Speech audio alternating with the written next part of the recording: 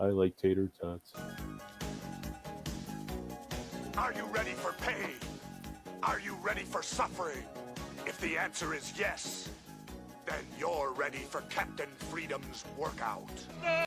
All right. That's enough of that. Hopefully Well, the clip showed properly. yeah. There it is. Hang on, I gotta mute it on my other screen. Ah, so yeah, I didn't have because this all now what 8 of us in watching right now. Kaz will be joining us real soon.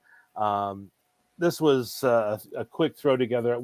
Security guy, we talked about this last night. Yeah, it's just me and Milkmaid were having a conversation. I mentioned it to you, and then all of us started talking about just weird shit we're seeing on the streets right now. It's like, well, I was talking to someone this morning. It's like insanity has become a communicable disease that's spread by someone sneezing. It's just spreading around like it's an epidemic, and it's weird. I wouldn't. I would also add in not just a insanity, but people are just at each other's throats. Like yesterday, I come home and my family's in just just pecking at me. It's like, leave me the fuck alone. All right, I'm hot. I'm tired. It's been a long day. Just give me some space. Let me go. No, and things kind of got a little physical, and threats of law enforcement being called. Good And Lord. then I get on the Telegram chat, hop onto your subs chat, and somebody was asking a legit question, and I'm trying to answer it, and they said, "Oh, you sure you're not?" I mentioned they were saying, "Oh, listened to this person." I'm going, "Oh, that guy's an asshole." And you go, this other person says, "Why are you talking about security guy like that?" Dude, what? No, I'm not talking about. Are you? He says, "Are you sure?" And I says, "Positive." And then it just Yeah, it peaked kind out. of exploded from there, and Yeah, and I was between the just two of you, yeah. I was just not in the fucking mood to deal with somebody's bullshit. And I could have handled it a little differently, but at the same time, I was just had enough. So And I talked to Milkmaid about it, after the incident and stuff, because she knows the person. mhm. And she said, yeah, things were just exploding in his life that day, too. He was having a bad day to the nth degree. So the two of you got together. It was like one storm front hitting the other. Okay. So, All right. Well, to whoever that person, if they are listening or watching, dude, I'm sorry. I had no idea, but at the same time, I was not in the mood for any jokes that day or yesterday. yeah, I know you've told me offline the things that you go through with your family. So I know you're Yeah. seriously stressed out on that end every day. So, Yeah. So, but at work, in the healthcare industry, I've noticed people just not quite on their rocker. yeah, it's just weird shit. Yeah. And as I told you, and day before yesterday, so 2 days ago, I went into town to the local library. I was going to look, see what type of magazines they had for giveaway, books to give away, and stuff like that. And as soon as I pull up to the library, I had this guy come walking up to me in shabbier type clothes. And he right off the bat talked about he needed to talk to the chaplain at the hospital. And I told the guy, well, the hospital doesn't have a chaplain. They just contact one of the local churches whenever they need someone to do chaplain duties. Yeah. And then he started going into a tirade complaining about all the churches in the town that, well, he talked to all of them. None of them are willing to help him out to talk to a chaplain, blah, blah, blah. He was rambling on. And this guy was going from person to person to person who was showing up to the library, and some of them were getting back in their vehicles and driving off. And so I got to, yeah, I got to a point, it's like, God damn it. Okay, so I got out of my vehicle. The guy was starting to wander off. I called him back, told him to sit down on a bench. He did listen to me, and I outright asked him with the knife hand showing. And I told him, do you need a chaplain or do you need a paramedic? And he said, I need a chaplain. I'm already suffering stage 3 vertigo. And, oh, okay, well, why do you need a chaplain for stage 3 vertigo? Whatever. And I point out to the guy, it's like, well, if you want to talk to a chaplain, literally right over there, a few hundred feet away, is a church. And if you look over there, behind that block over there, you're going to see a steeple sticking up. That's another church right over there. So do you need to see a chaplain or do you need to see a paramedic? Well, I need to see a chaplain. It's like, all right, fine. So I tell the guy, follow me and get in my vehicle. I'll take you to see a chaplain. Well, he immediately says, I got to go get my stuff. And I'm thinking, well, what the fuck are you talking about? He walks into the library, comes out with this huge ass suitcase. And it has rollers on it, but you can see the condition of the suitcase. He's usually dragging it on the ground, not using the rollers. Whatever, just take note of it. And, tell him, put it in the vehicle. I'll take you over to see a chaplain. And I asked him, where are you from? You from this area or something? He said, oh, no, I'm from Tulsa, Oklahoma. And I'm thinking, okay, you're from Tulsa, Oklahoma. That's pretty damn far away. We're not in Oklahoma. I'll just put it that way. Okay. So he's a ways away from where he says he's from. So I take him over to the one church. And as we get close, he says, oh, I already tried here. And I told him, yeah, the main doors are locked during the week. You got to go over to the office side to see someone. So I took him over there. We go inside. No one was in the office at the time. It's a church I go to. And I just walk in, try to find one of the pastors. I stay a few feet ahead of the guy. And one of the pastors was in there. So I go into the pastor's office and stuff. And I tell him, hey, this guy was wandering around at the library. He's saying he needs a chaplain. I think he needs a paramedic. Can you talk to him? So the pastor comes out of the office, starts talking to the guy. And basically all he says is hello.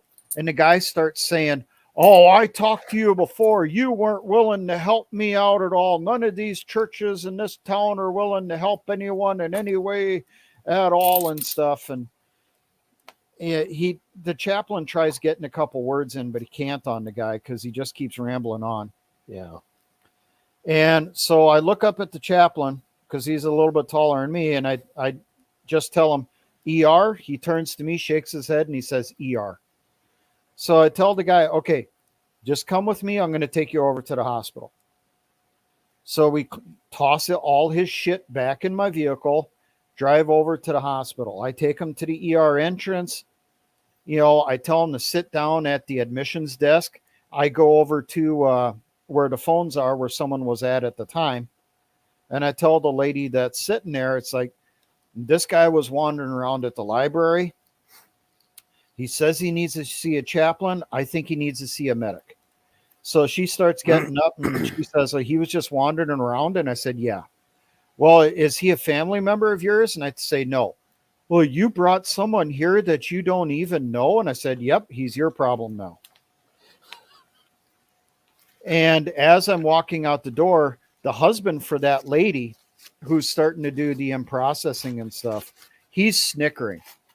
As we're going out the door, the guy's sitting over at the desk waiting to get him processed.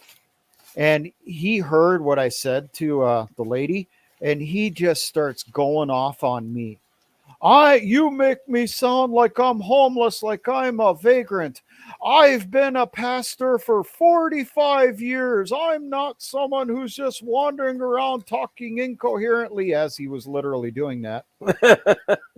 And I'm walking out the door with the guy's husband, and he just says to me, it's like, "Oh, my wife's going to have fun with this guy." And I told him, "Yeah, well, he's her problem now." And he said, "Yep, and I'm going to hear all about it as soon as she gets off a shift later."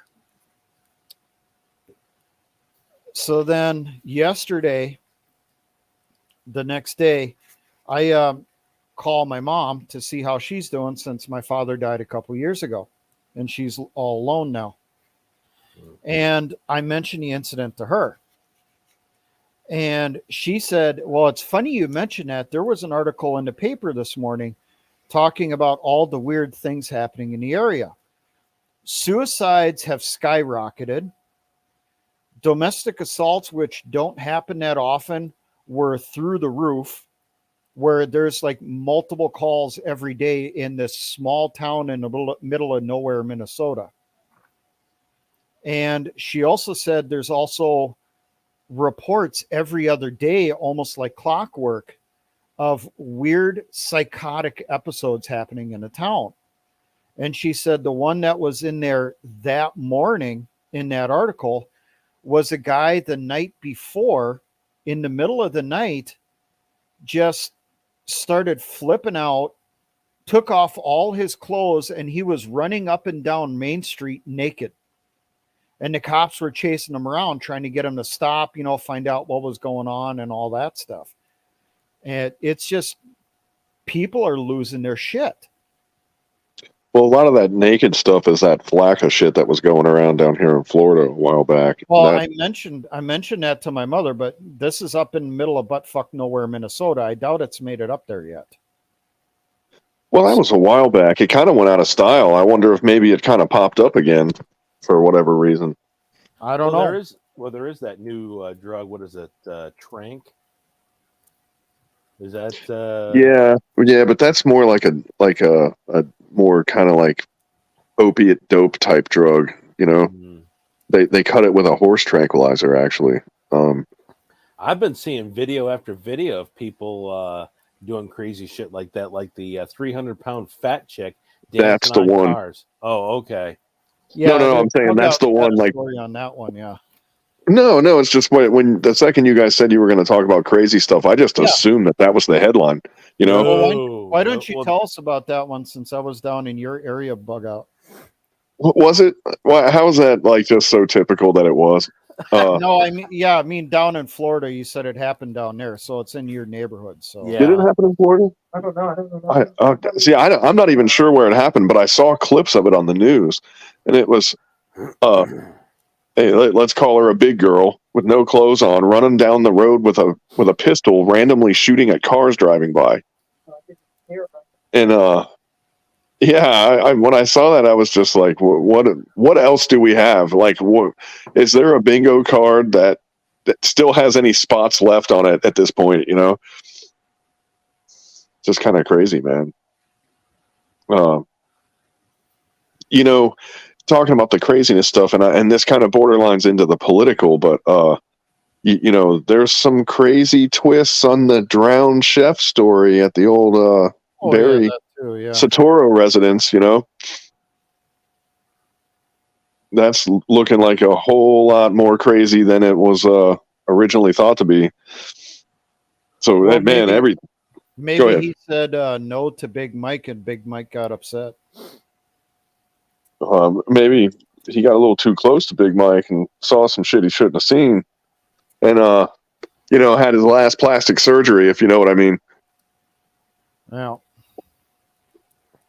I mean, isn't that basically what happened to what's her face? Oh God, Joan Rivers. Oh, yeah. Well, she basically called out Big Mike before anything really came out, and she was dealt with. But I don't know. I don't want to spread any rumors or hearsay or anything, but like the story the narrative that was given is already proven not really to be true. Like, they were at the residence at the time that it happened, and there's a lot of things that haven't added up, and like, why would you change that? You know, that's the part that kind of gets me. You know,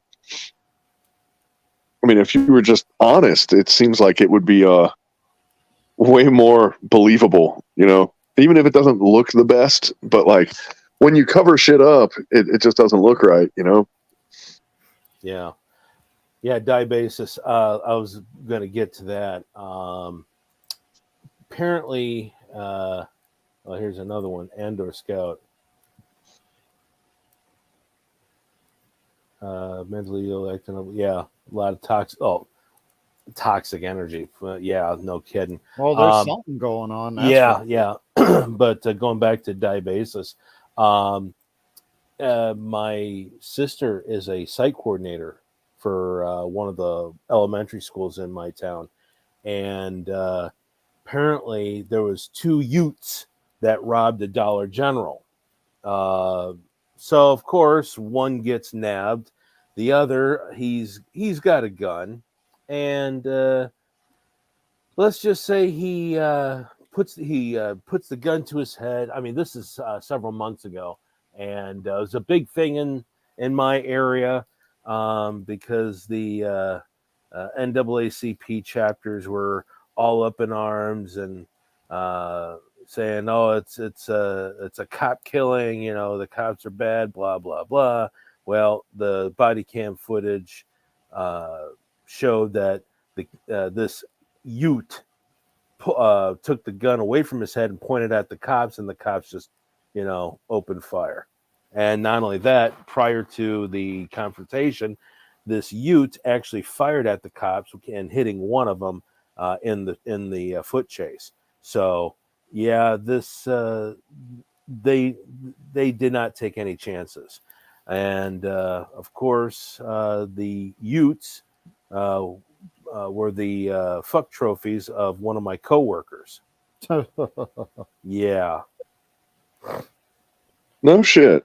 No shit. There was a big hoop-de-doo saying, "Oh, we feel so bad that you lost your baby." No, you were a shitty parent. I was never there for them. I'm working too much. Oh, where's the father? I don't know. Then that's your problem. So yeah, that was actually near a school. The school was on lockdown. This happened. Yeah, this definitely happened before school let out for the summer.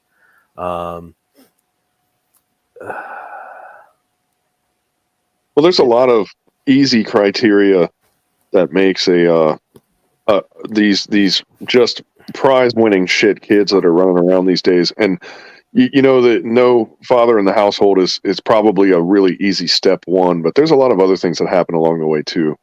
Oh, guaranteed. Yeah. And the school system and like the problem is that, in the past when there was only one or two things working against us, the Gen X kids, for example, had a lot of challenges. They were starting to be what they called latchkey kids back in the day. I was one of them. Same here. Who wasn't? And when they say the parent commonality of all of us back then, right? But when they say the parents aren't around these days, well, they weren't around back then either. So that's not it. That wasn't enough to do it. Yeah. There's other stuff in place there that the problem was they started figuring out how to monopolize and take advantage of that time that they're not there. Yeah. That's when it started becoming a threat, and we're kind of getting away from crazy stuff here, and we're getting into things that aren't crazy and in fact are calculated and like done on purpose, Yeah. For some reason, I mean, it makes sense. It makes sense. What if, like you said, this is calculated and done on purpose? What if it is being done on purpose to cause the insanity? Exactly. Well, yeah. I mean, I think that there's someone is reaping some kind of benefit from this, and whether it's a compliant society, but why would you want to have a compliant society full of those people, though? Like, what are they getting out of that? So that can't be it, Do you think it matters? You remember they want to want, what is it, 85 to 90% of the population of the world gone. They said on the Georgia Guidestones, the human population will be kept under 500 million for perpetuity. Mm-hmm. So if they cause people to go nuts, well, then that's just an excuse to kill that person. Yeah. Right, but the political platforms that they've been pushing, and if you look at like a lot of the welfare programs and stuff, for example, and I'm not sure how it is or if it's the same in every state. I'm sure it might be a little different from here to here to here. But I know the state of Ohio, you got paid for 8 kids, you got more money. So if you wanted more money, you had to have another kid, and then if one of them turned 18, you had to have another one. You had to keep having them. And you had to have those 8 kids, and you had to keep a rolling inventory, or else you lost money. You lost income, you know? Yep. And if they're wanting to reduce the global population, why did they just basically sanction or, subsidize the population? You know what I mean? Like, that was against what they were trying to do. And the funny part is they were doing that, and at the same time, they're putting a freaking Planned Parenthood on every corner. It's like, we're going to pay you to have kids, but then like we're going to pay for you to get rid of them too. You know, like it's so the logic doesn't make any sense to me, man. Like the craziness is coming from the top, and I think it's just the ripple effect is now starting to fall down like radiation and snowflakes or something. Well, you could say that the insanity at the top is from multiple generations of inbreeding, which they even admit they did. Bingo. And I suspect they still are. Bingo. Have you heard that? And I forget which British royalty it was, and I want to say it was around like probably the 70s, and he was joking in one of those, Bilderberg group type meetings, but he was joking about how the royal family is so inbred that like they haven't mixed with the commoners in like X amount of years or whatever, but is that the same one that wanted to be to come back as a virus? Oh shit, I don't know, man. That was Prince Philip. Yeah. Well, Prince Philip is what from I know he's from England, but I mean he was around maybe around that time actually. Now I think about it. Okay. He's old now, so it could have been him. I mean, because I wanted Prince Philip is dead. Well, I know this was a long time ago. Okay. When I say a long time ago, like before my lifetime, but just before my lifetime, kind of thing. Like probably late 60s. I would guess from the film quality. You know what I mean? Oh, okay. Well, let's see. Well, what sure it was a royalty? Before we get too far on to stuff, you had a theory, Ron, about why the insanity just seems to be there's an uptick. You want to cover that now, or okay? People get ready for demonetization, people. Okay, so I'm not monetized. I'm more or less waiting for my channel. What I laid down now. You have a forewarning if it the stream mysteriously ends. Okay. Yeah. I may have my channel nuked like Kaz's because of this. But wait, hang on, because that's a hell of a pre-cliffhanger there. So now if this isn't really awesome, people are just going to say F this and turn the chat off, Yeah, well, no. I mean, so this better be good, man. That's all I'm saying. Well, no, it's the quote-unquote misinformation. In the jabby jabs, there's a particle called graphene oxide. Let me see if I can get that spelt right. That's what you make fishing poles out of, right? That's graphite. Oh, it's the same thing though. Chemically, it's probably similar. So people have fishing poles in their body. That's what you're trying to tell me? No. Let's see. Graphene oxide is a nanomaterial that has been known for more than 150 years and is used in many applications. It is the precursor of graphene, an excellent two-dimensional material that is part of the carbon allotropes. It was discovered in 2004 by Andre Gem's team at the University of Manchester in England. What does graphene oxide do to the body? Induces cell toxicity through plasma membrane damage, generation of reactive oxygen species, ROS, and DNA damage. Is graphene oxide toxic to humans? Some studies have shown that graphene oxide has no toxic effects on cellular behavioral, while others have reported that this nanomaterial can induce cellular damage. Can significantly promote cell growth by improving mammalian cell attachment and proliferation. Now, keep that in mind. Graphene oxide can significantly promote cell growth by improving mammalian cell attachment and proliferation. Security guy, what does that tell you? Cancer. Bingo! Wait, what is a mammalian cell? Like, mammalian means mammal-like, right? Yes. You are mammalian. You are a Right. mammal. So basically, they're saying any cell that we have is fair game. Is that what it's saying? Because that's what I Bingo. heard. Yeah. Essentially. Yeah. Which drugs use? Oh, shit. Here's one. He found even more in there. Which drugs use graphene oxide? I wish I was sharing the screen. Copy. I don't even know Hang how to on. share the screen. I'm going to try and share the screen. Let's see. Let me zoom in. But this is just a one item alleged to Alleged. be in a recent vaccination push. Yeah. So. Well, that was the last big push. Now, people have been saying during the introduction of the jabby jabs that if you get the jabby jab, after a while, you start to give off a Bluetooth signal. Yeah. People have, yeah.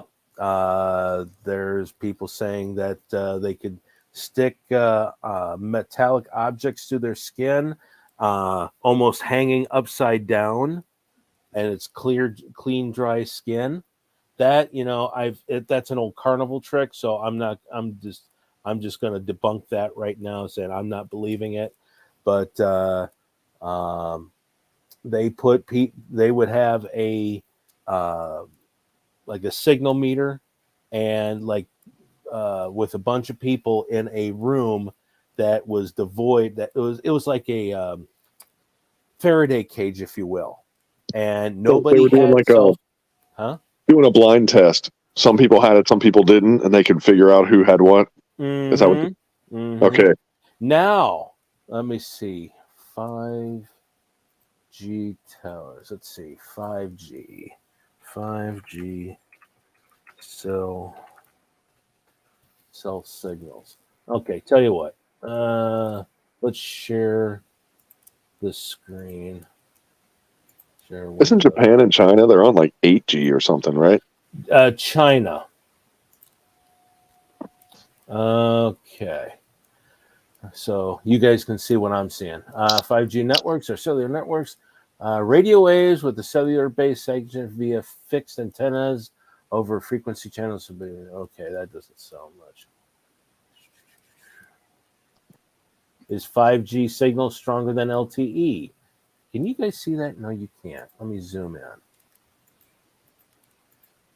Can you guys see it now? I'll just jump out there. I'm extrapolating from what you've put out for information.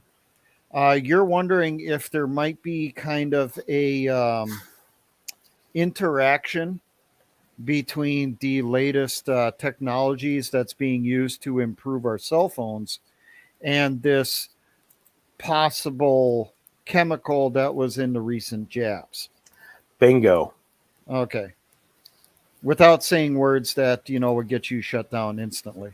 Yes, I appreciate that. Okay. So, and yeah. I do want to remind people when this Vax program really did its big kickoff a couple of years ago now, we had a live stream back then, which I think got pulled. where all of us started talking about people that we knew that were getting a particular shot at that time. Mm-hmm. We were seeing their personalities literally change the day after they had the shot. It was night and day. You know, the day before they got the shot, or the day of, you know, they were friendly and that stuff. And then literally the next day when you met them, psychologically, they were a different person. I've seen that too. And we talked about that, you know, when that particular shot was started being pushed. Mm-hmm. So, you know, which brings up the possibility, well, was that shot maybe a contributor to the weird psychological things that we're seeing with people now, that we're just moving into that next stage of whatever, you know, unintended consequences there is? Good possibility. I mean, it's hey Kaz, welcome to the show. Hi guys, sorry I'm late. Had to deal with some stuff. That's all right. That's all right. As long as you're here. Were you paying attention before you came on, or? No, I literally just popped on, jumped online, and here I am. Okay. Go through the chats, or if you want, it's basically we're talking about the correlation between what's going on in society, people just losing their shit, and I'm making the correlation it's between the jabby jabs and 5G towers. Oh, yeah, 100%. Okay. So what basically, And that is just a theory. We're not saying for sure this is happening. This is just a theory. Yeah, absolutely. I mean, but you know, it's that whole Occam's razor thing. You know, the simplest solution usually is the right one. Yep. So what have you seen? As far as that goes, Yeah, weird psychotic psychological shit that you've seen with your own eyes in your area. Because Craziness in general. all of us have seen shit in our local areas that just it's not normal. well, People are going insane. my area has made national news. They had a guy kill his entire family just a few towns over. Jesus. I mean, people are losing their minds out here. We're seeing more out here, even in the rural areas. We're starting to see more people absolutely losing their shit. Gunfights in the streets, and like I said, the one guy killed his kids and then shot his wife, and his wife, I guess I don't know. Long story short, he's in jail. It was on national news. Yep.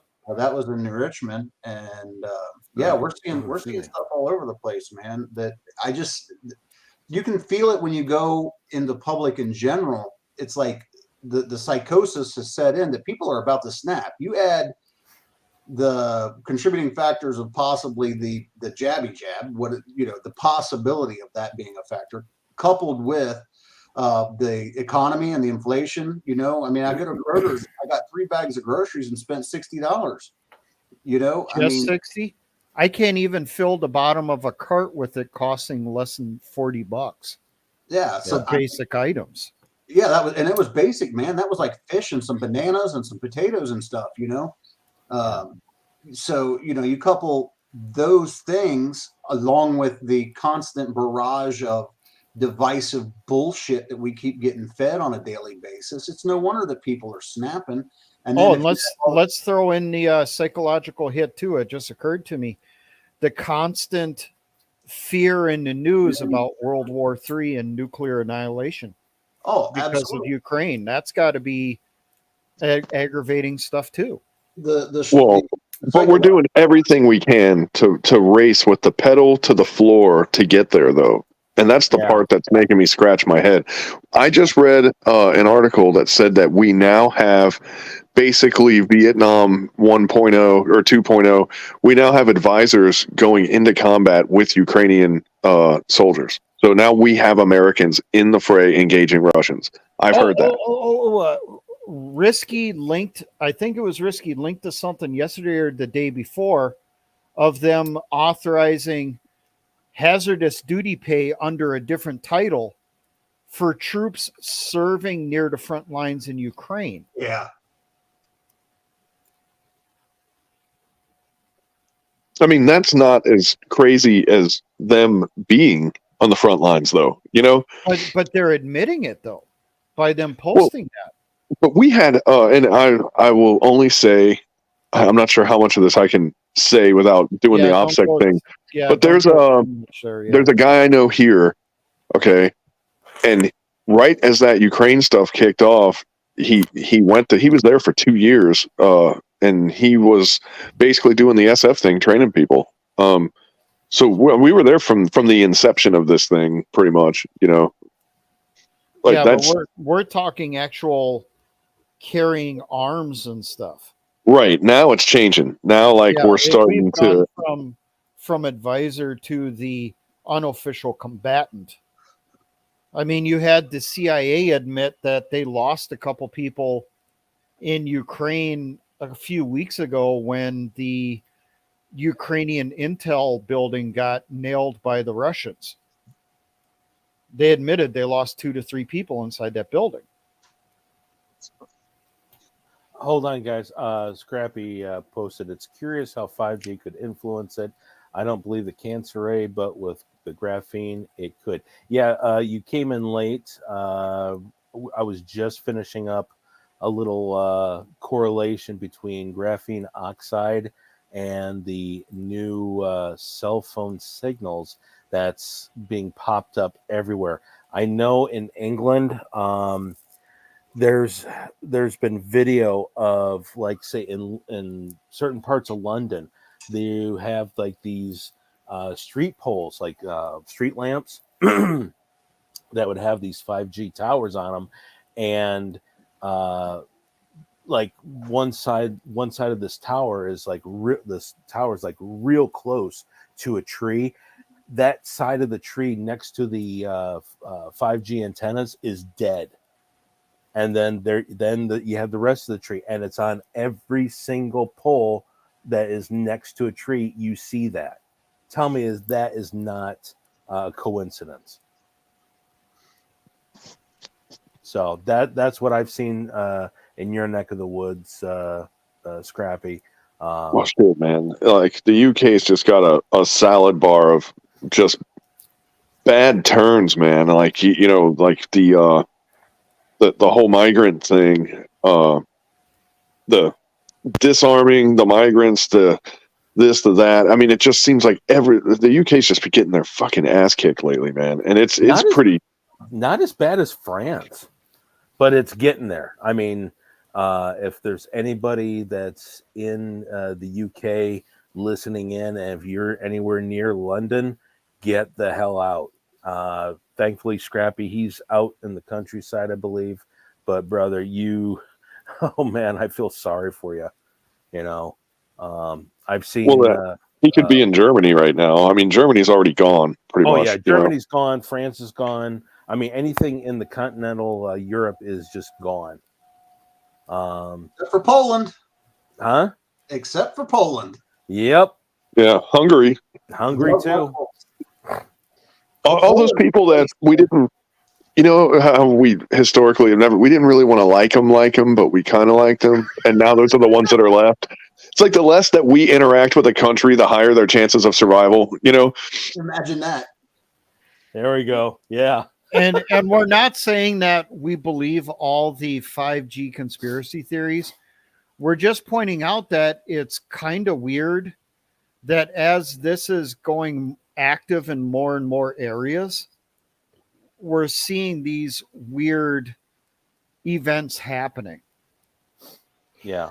That's all we're saying. They know something we don't know over there. They're the ones burning those towers down. Yeah. Okay. Dust 777. Same here. You know, before I started into healthcare, I was in broadcasting. I was next to actual transmission equipment for both radio and television, as well as satellite. It's not so much the power; it's the frequency. Remember Nikola Tesla? He developed a earthquake machine, supposedly, and it was about the size of a steamer trunk. It rattled an entire building, and it was just the frequencies.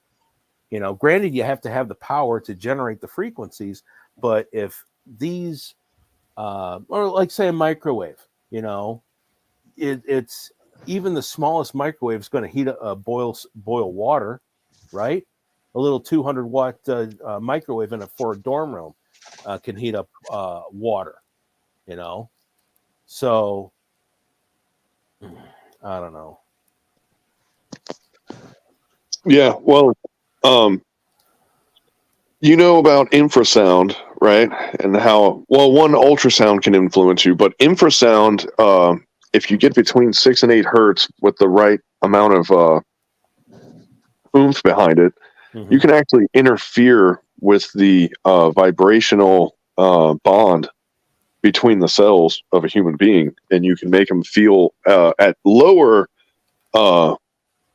amplification, they feel kind of ill, but at higher amplification, you can actually cause damage.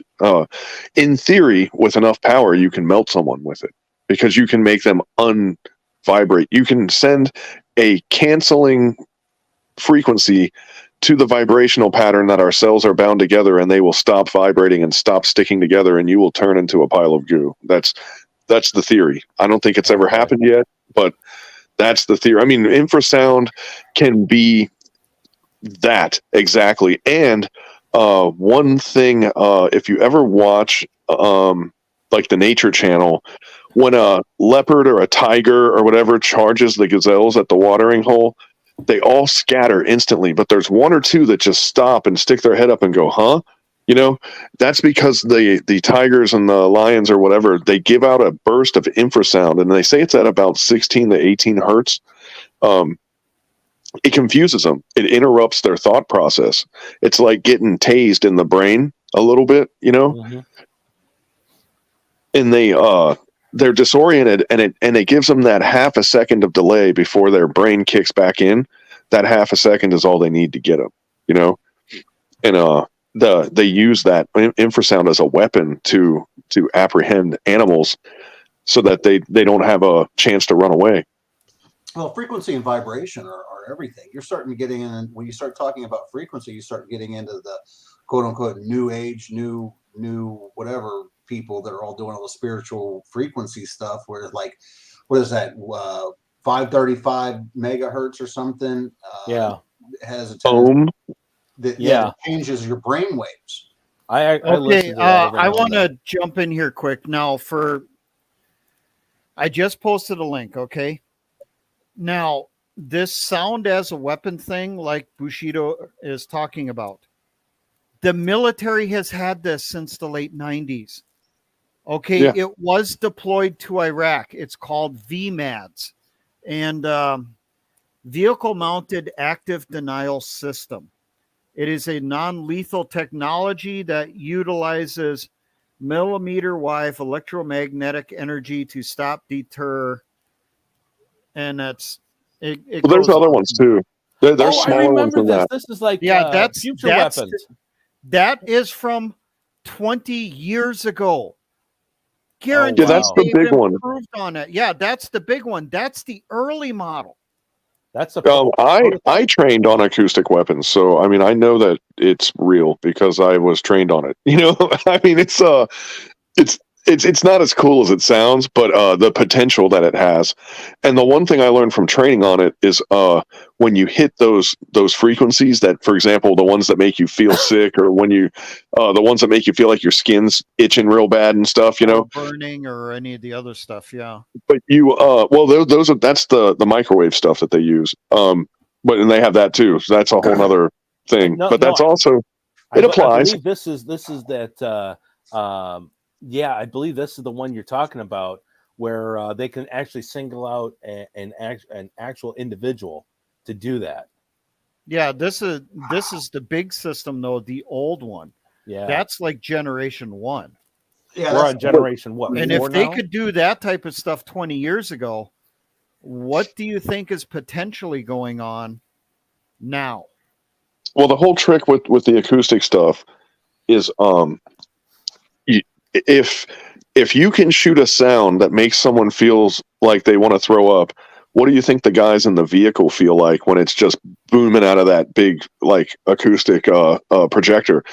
So the trick that I learned, and this was the part that kind of blew my mind, is you will shoot one frequency that's safe from your speaker, and then another unit will shoot a frequency that's safe for them on their speaker, and when the two hit, it becomes the frequency that isn't safe. It's You kind know? of like sound canceling headphones. Yeah, Okay. it works just like that, because when the two frequencies hit each other, it becomes a new frequency because they interact with each other, and then they become something new. You know, and dude, I can't even pretend like I understand it, but like I can sort of explain it. You know, And let's throw this in there. So what if similar technology to this, not same, I'm not saying it's the same thing, but something similar to this is involved with those 5G transmitters or well, they relays? have the microwave version of that. They have, Well, I'm and just saying, what you were just showing was MEOC, like MEOC is for communication, but it's a microwave based projector, you know, and it does just like what you're talking about. So 5G with the power that's going through it, that's what I'm getting to. What if we know that technology existed 20 years ago? What if this stuff that people have been calling conspiracy theory on with 5G, what if it is just an improved version of that, and we're seeing unintended consequences with the graphene oxide? I don't think those consequences are unintended. I'm just saying this for the legal well, purposes. if they were, and stuff. yeah, if they were, what I could definitely say is the weaponized versions of what they were talking about are basically like, imagine a laser, where the 5G tower is a way more powerful floodlight, and they were like, well, you know, this when you focus it and magnify it and amplify the signal, and you put it in one little tiny pinpoint, that's one thing. But if you just have a little bit of it blanketing everything, but the problem is with more and more and more use of these waves, like and with more demand and more customer base, they've had to make it more and more powerful. And now they're getting to the point where it's like, we already have the high tension power lines, we already have this, we already have that. There's so many things that are interacting with each other that we can't possibly have done the math on all this shit. You know, like there's just no way. There's too much of it out there. Did you guys ever see the movie Cell? Yes. By who? Who was in it? Samuel John Cusack. Was it Samuel L. Jackson? I think he was in it. Samuel L. Jackson, John Cusack. And it's John like Cusack. Cellular or something like that. Yeah, I know what you're talking about. Cell. And the whole premise of it was they broadcasted, or a broadcast of a certain frequency was shot through everybody's cell phones, and the people that were on it lost their shit. Oh, that was almost in practically in the Kingsman. Yeah, Similar to that. Similar principle. Anyway, every time I hear this stuff brought up, that's what I think of. Yeah, both those movies I have not seen. I have seen it. It is a pretty good movie. And in the beginning, you basically have two reactions. You have people who become homicidal. They just start, murdering everyone around them. And then the other reaction is people start committing suicide. Yeah, self-delete. Stuff like, someone's using a lawnmower. They turn it so that the blade is going, and they literally run themselves headfirst into the blade and shit. Mm-hmm. It's crazy. It is crazy. So that's what I think of every time I hear this 5G stuff that comes up. It just, I don't know, man. It sets off my spidey sensor, Well, I mean, there's what for the Navy, for the submarines, was it ultra low frequency? Oh yeah, and that seriously fucked up people that was near the antennas for those. Yeah, not only the people but the whales, the sea life. You not only had the whales, you had the dolphins, all kinds of stuff. And that was documented back in the 80s. Mm-hmm. Well, the subs use ELF to communicate with the surface, and that's it. ELF. That wave is 8 feet long, man. And when you talk about most waves, it's like, how many of them can you fit in an inch? And the subs are. Can you imagine the quality, the shit quality? Like, it looks like a Charlie Chaplin movie compared to what we're like using now. But the thing was, it couldn't be jammed, and you could transmit through the Earth itself. Yeah. That's why they went with it for transmitting the launch codes. You Right. don't I have mean, to you don't have to transmit high quality shit. You just have to get through the, that little burst message saying, "Hey, launch your missiles against the Soviet yeah. Union." And the more inflection and inference you take out of the picture, the easier it is to send the message too. I mean, Yeah. like if you're not using voice communication, the sensitivity requirement goes way down. Yeah. You guys are way out of my pay grade here. I just know bits and pieces on it. It's not like I'm really versed in it. This is more Ron's area and apparently bug out. So Yeah. I know what you're talking about, and it rings a bell. That stuff I haven't touched since 92, 93. So I lost interest when I tried to get my own pirate radio station off the ground. I still have plans, the actual blueprints to build the linear power amplifier, but now that I'm older and wiser, just nah. The rebel in me just has found other avenues. well, your rebel radio station might end up going live after the stupid happens anyway. So Yeah, just saying.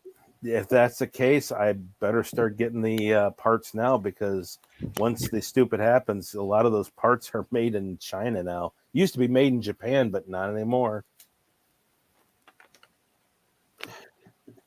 So, oh yeah, I mean, low power FM stations, those were a thing, and I was all for it until I read about the Telecommunications Act of '96, and I'm going, yeah, this is not good. And yeah.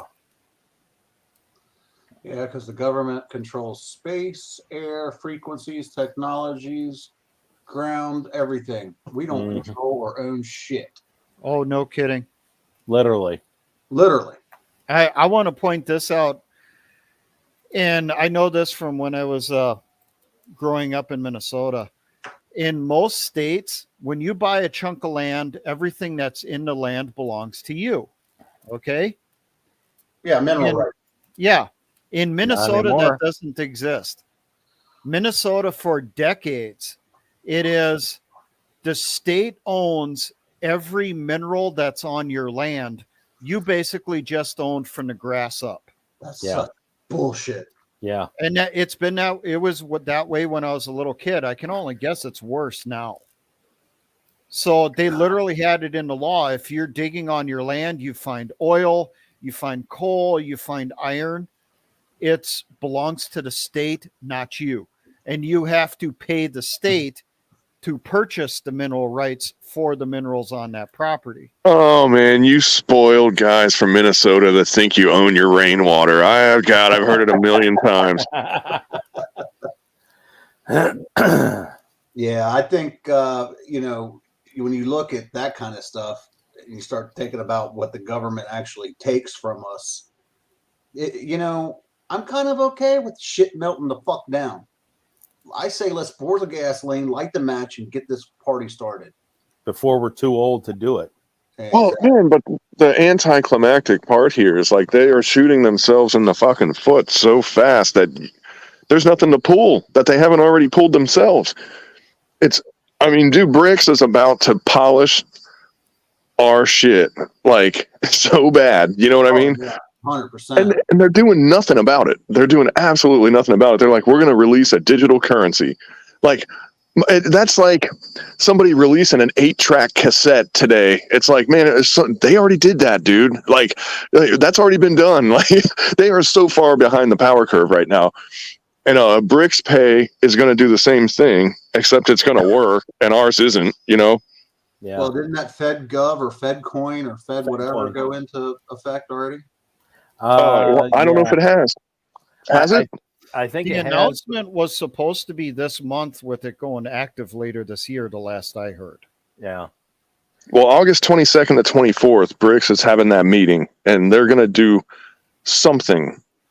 Something is happening August 22nd to 24th with BRICS. Either their stage 1 is going to go into effect, or their BRICS Pay is going to kick off. One or the other, And that's got the minerals back in it. Dude, there's like 100 countries that are in line to get into this, and there's only how many countries exist? Like 184 or some shit like that. Yeah. You know, man, I'm telling you, like if we think we're holding on to that oil standard after that shit goes down, got a feeling. The canary in the coal mine was when the Saudis joined BRICS or applied to join BRICS. Yeah. At that point, I was like, okay, it's over. The game on. But one thing I want to point out here is something to consider. What if they've been more successful than they anticipated over the years? Because we see them doing all this stuff now. They're expecting us to, okay, now the peasants are going to rise up. They're going to fight and we're going to quash them. But we've been so dumbed down that we just look at it and go, whatever. I think most people just look at the extraterrestrial speech that they tried to have that no one paid attention to. People like fast forwarded through it like it was a commercial for like Valtrex or something, you know? Yeah. Well, I think a lot of people are cynical and apathetic to the point where if the government says anything, we just shrug it off and be like, fuck them. You know? Until ET lands in my front yard, I don't give a shit. I mean, that's they literally said that they had what they called biologics, meaning fucking creatures that they found in a crashed aircraft or spacecraft or whatever. But the conspiracy theories have said that. I mean, at this point, if somebody says, "Oh, well, that was a conspiracy theory that's come true," everybody shrugs and goes, "Yeah, what else haven't they?" You know, it's just everything's coming true that nobody even cares anymore. Yeah, we're so desensitized now that it's it's like what else you got. Yeah, it's like when I did the 4th of July message. You know, I said, "What is it going to take for shit to kick off?" I mean, everyone said, "Well, they come after the guns. That's going to be on." Well, no, it ain't. They're literally going after guns. I mean, Patriot Nurse posted something today where Tennessee, of all places, is essentially trying to ram through legislation making the Second Amendment illegal in the state. New York pulled 9,000 red flags, I think, in 2020. In the last 12 months or something. The last 12 months. 9,000. Yeah, and nothing's happened. We literally have teachers posting shit on TikTok bragging about sexualizing the kids.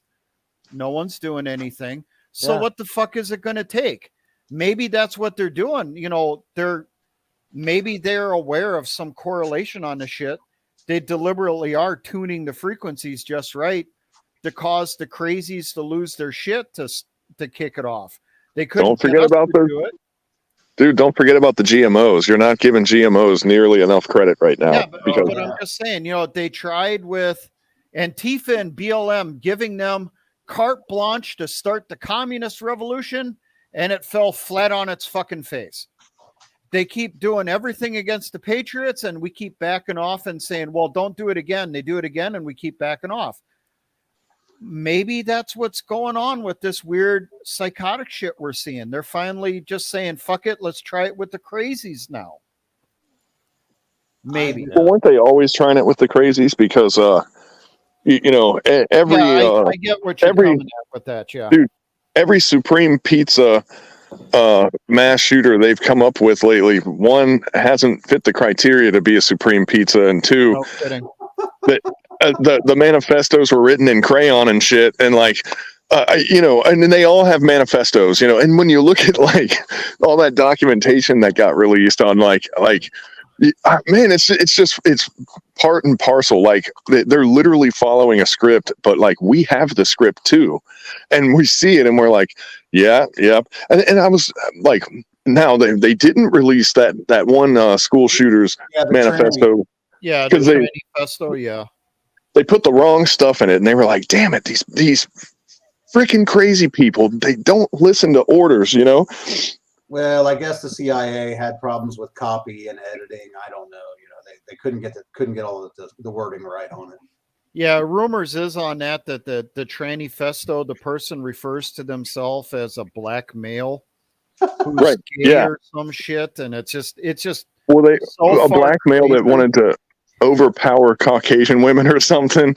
I do remember that. Weird fucking shit that are coming out on that. Yeah, I don't know, man. Remember when you just used to be able to read a fucking Spider-Man comic book and say, it'd be cool if I could fly, you know? And now you got people trying to actually do it on the street. Yeah. But the stuff they want is so weird. Like, you know, I don't want to bring up, like, you know, the whole furry concept and stuff, but, like, there's some weird... Not go into furries, please, for the love of God. I used to work with a guy who used to do that. No, they're in the military now. You know, the dog face masks and all their bullshit. Oh, yeah. And getting pegged while doing it. For fuck's sake. And they're exempted from weight standards. They're exempted from PT, exempted from deployment. Jesus H fucking Christ. Well, wouldn't you want to be in the military if you were guaranteed to not have to do anything and get free hormones? You know? I mean, like, they've kind of... I mean, you got to give them credit, man. Like they kind of got a golden goose here, you know? Yeah. And, you know, you look back and, like, when you hear the old timers, there aren't really any of them left. But the Korean War vets, the World War II vets, that generation I'm talking about. And when you listen to them, what the desk job was over there in the front, a lot of them was, you know, and then old Bobby in the platoon, he caught a sniper round in the shoulder and he wasn't fit for the front line. So they put him back in the rear with the headquarters detachment. Well, what they did was they put a guy in the headquarters detachment. They looked at the guy and they said, how you feeling today? And he was like, man, I'm ready. And then they took him and put their wounded guy in there. Well, you can't fucking do that shit anymore because, like, you get a wounded guy and then you look at someone and you say, you ready? And they're like, sorry, I'm on hormones and I got this tranny profile. I'm not allowed to leave the base. I'm really not allowed to do anything. I'm just getting a paycheck. You're like, oh man, my bad. How about you? Same thing. How about you? Same thing. You know, like there's going to be this whole branch, this whole like segment of the military that's non-deployable, you can't use them for anything, but they're going to send them over there, you know, and why the fuck they're going to do that, I don't know. But with 80% of people ages 18 to 24 being unfit for military service, I'm really curious what they're going to do with like the mental requirements, the height and weight chart and all that stuff. Like they're going to have to make these people fit, you know, somehow. And I think they're going to change the charts is what they're going to do. Oh yeah, they're going to have to. Well, at a certain point, it's not even going to, it's going to be a moot point because the battle is going to be here. Everybody's going to be deployable at that point because it's in our front yard. It's a case in point. I was looking at memes. Oh, this is going back a couple years. It had to have been National Guard because it was the old ACU pattern, those combat shirts. There was a guy in an ACU combat shirt. I mean, Taz, you and I are pretty much the same size. This guy made not both anymore, of Chief. Well, yeah. Oh, yeah. Well, last time we met, it was, but yeah, at that time, you and me. I know what picture you're talking about. That dude was bigger than both of us. The guy holding the 3 pizzas. Is that the one you're talking about? No, this guy was just leaning against on a truck. Yeah. Oh, okay. I know that one too. Well, the guy holding the pizzas was even bigger than that. Oh yeah, I forgot about that. Oh my god. And was that in the ACU camo or is that the yeah? Camo? He was in an ACU combat shirt. Clearly, he was in the rear because he had like 3 Domino's pizza boxes or some pizza company that you would recognize if you looked at it. I thought it was like Pizza Hut or Domino's or something like that. And it was it was like it looked like they were in like GPs with the sides brought up. It looked like, and then you could tell it was a military environment. It wasn't like an airsoft dig or something. It looked real, but then you were like, oh my god, what's going on? But you know what the National Guard was doing to a lot of people? If you didn't meet your height and weight standards, and this was kind of screwed up, they made them non-promotable. So they would leave you in. So the thing was, and imagine if like Ron, for example, you're really good at this, you're really good at this, and you're really good at this, but you don't make tape on the PFT every year. So I make you non-promotable. I can keep you in this job that you're really good at. You're never a threat to me for leadership. Like if you think about it, like it's like the person that's really getting screwed. It's not the person getting screwed because of the height and weight. It's like they're keeping these people in this rut where they can't advance. And like, it's almost like they for example, in the Marine Corps and like the infantry realm, they push everyone to be fit. You know, they make you PT, they do all this other stuff. National Guard, they're like, whatever, once a year we have a test, you know? Mm-hmm. Yep. And not every unit's like this. So there's a National Guard guy that's going to say, fuck no, that's not how we did it. Well, there are units that aren't like that, but there are units that are, you know, and especially if you're not like combat arms, right? But if you don't make it, they're like, hey, no big deal, man. It's cool. We're all bridge builders, like, or we're all, you know, plumbers, or we're all this, or we're all that, whatever that unit is. They're like, no big deal. Half of us fail. Who cares? Well, these guys will be in the National Guard for like 20 years and they get out as like an E5 or an E4 or something, you know? And that was not a big deal at that time until they started doing that sort of higher tenure shit where they started kicking people out for not promoting, which I also kind of disagree with, because like now it's like the RCP stuff back in the 90s. I remember it all too well. Yeah, and it's like they were making people leaders that had no Holy business being leaders. shit.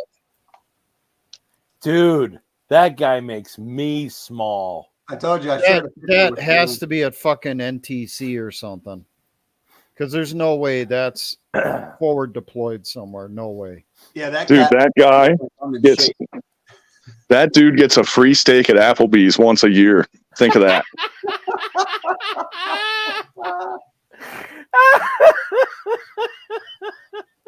And you know what makes it worse? That's a combat engineer unit.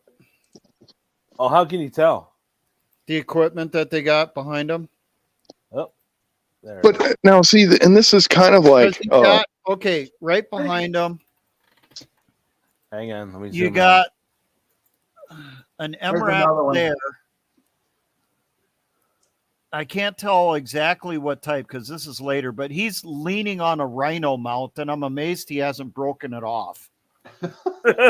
And it looks like behind that there's a buffalo in the background. What, this thing right here, or this thing? Yeah, that. Well, you got an RG of some type there. It's not a 31. And then behind that, I can't tell if that's a cargo truck or a buffalo. It kind of looks like a buffalo, but I'm not sure. And you can't. It might not be because it has a ring mount on it. But well, depending on the year, they were because they were kind of rolling the buffaloes out because they were too heavy. If you remember, yeah. What about they were using buffaloes for QRF vehicles and bases. So if that was like later in Iraq, that could technically be any unit because they were keeping them in country, obviously, and they were giving them to QRF units on bases. If that makes any sense at all. So at a certain year, the main reason we kept the buffalo was for the scoop. So that the rake, so that we could rake out the IEDs. But I know we developed a smaller version of it that could be mounted on an RG-31 and RG-33. So, isn't an RG-33 also a World War II Russian hand grenade? Yes, but this is a South African vehicle. The RG-31s were used by the U.S. Army, and the RG-33s were adopted by the Iraqi Army. So, but no, I'm just saying that there was a surplus of buffaloes, so they were kind of giving them away like candy for a minute there. That's the only reason why I brought that up. That's fucking sad. I got a question about this thing that I'm hovering my mouse over. I'm used to the actual civilian construction equipment. That, to me, this looks like a GPS for... Nope.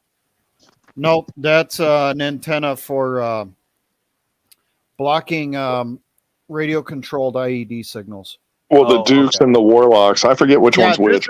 It's not that. That stuff is like fucking 15 years ago. This is a later model. They kept changing it every 6 months. Yeah.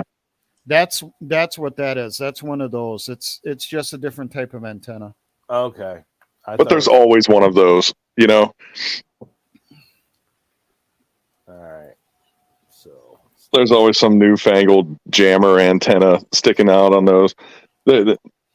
Man, when you get to the point when you don't know what any of the shit is that's hanging on a truck, you know how it used to be back in the day where you knew what everything was because there was only 30 possible things you could put on something. Oh yeah, yeah. The evolution of our vehicle electronics, man, you got to say, and I wonder if the world didn't learn off of this as well as us, but we've learned so much from that 20 years of useless, fucking ridiculous war that we were in. But one of the small benefits of that was we really dialed in our shit on electronic countermeasures and countermeasures and all that other shit. That game grew so fast, we couldn't keep up with it. It's like you would go to Iraq and leave and come back and everything looked different, like on vehicles. It changed that fast, Yeah. It was so bad that here in the States, we didn't even bother learning the new shit. They just told us, okay, when you get overseas, you'll get taught what you're using at the start. And then when you change it during your tour, you'll get trained on the other stuff. We're not even going to teach you anything about it now. I went through R2C2 course, Route Reconnaissance Convoy Clearance course, the counter IED course. And they wouldn't even teach us the IED jammer stuff because they said it just changes so much, it's not worth it. Mm-hmm. Well, the one thing about Iraqis, I hear a lot of people making fun of Iraqis a lot, but if you take what the Iraqis did during that time and their ability to adapt to what we were doing, I wish we had some of them on our team instead of what we got. I mean, those dudes were I agree. Quick learners, man. Absolutely freaking quick learners. I mean, just their lives depended on it, of course, but impressive learners. And I'm not seeing much of that on our team, Not with this new generation, no. No. Case in point, my neighbor, her grandson tried to enlist in the Army, and they rejected him flat out because he was on SSRIs. So, yeah. And then they gave him a Daniel Defense rifle. That's weird. Yeah. Yeah, Kaz put this in the chat. I shared a couple. I found the pizza box guy too. Okay, send it to me in the private chat. I'll pull it up. Or no, put you it in remember? This is that bug Millie? out. Do you remember from? No, yeah, that's Millie.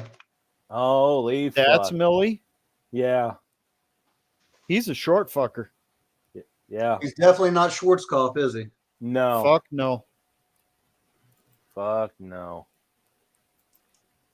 Don't you love how once you get that star, you're just like, F it, Yeah. And then he was and I will say Bush Jr. kind of got the ball rolling on that a little bit, but man, Obama shit canned anybody that didn't believe what he believed. No. Well, that was the point. That was the absolute point. But your yes men, you kind of run out of people to pick from if you're only going to pick your fanatical followers. And that was a real good day for that dude right there in that picture. That's all I can say. Well, look at the man boobs on that. He must be wearing the trainer bra. Or he's definitely a B cup. There's a couple more I sent in the chat there, Ron. Okay. All right. Man, get to the pizza box guy. I want to show the pizza box guy. Jeez. It makes me feel. I'll tell you what, man. I'll tell you guys, when I see stuff like this, it does make me feel a lot better about the work that I've been putting in, man. I just remember being in the Middle East and the jokes we used to tell about how we could tell a person's rank in an Arab military by their size. The fatter they were, the higher they were in rank. It's like reverse that in the U.S. military right now, the current moment. But actually, the U.S. military right now is kind of like a hourglass. Those are Papa John's boxes. Hey, I think that's the same guy who was leaning on that truck. No, it ain't. It looks like it. Can't be. It looks like it. Now, here's the one thing that makes me sort of question things. Do you see the camo, the guy in the foreground? He's wearing the Navy DCU the type their 1. desert stuff. Yeah. So they possibly could be somewhere like this. Could be where the green bean is in the rear on a fob somewhere or something, or they're out training somewhere. Make it through SRP though at that size. I don't know, man. And I'm telling you, that's the part that sort of has me scratching my head. But I mean, couldn't get deployed with cancer, but that motherfucker got deployed weighing 500 pounds. Seriously? Well, that just goes to show you, like it's just kind of weird. But here's another thing too, though. Something that we should try not to stay in the habit of, and I'm not trying to sound like some dude that says shit like what I'm about to say, because I'm not.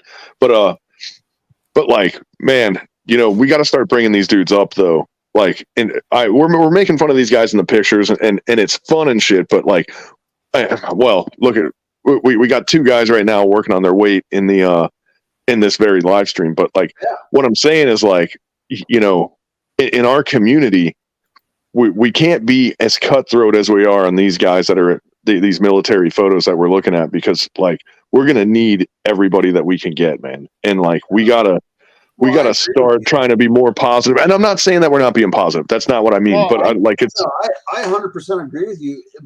But when you're expected in the civilian, us, the regular world, we're not expected to have height, weight requirements to go to combat. But they are. That's just it. Exactly. Yeah. And that is the difference that we're sort of experiencing here. But like, what a thing that I've just kind of been sort of marinating on the last few months is like, how do we get these people that are the Mountain Dew generation that was raised on the Xbox and all that stuff, that they don't have a couple extra pounds, they have 100 extra pounds, and then they're starting to realize like, oh shit, man, I gotta become this guy now.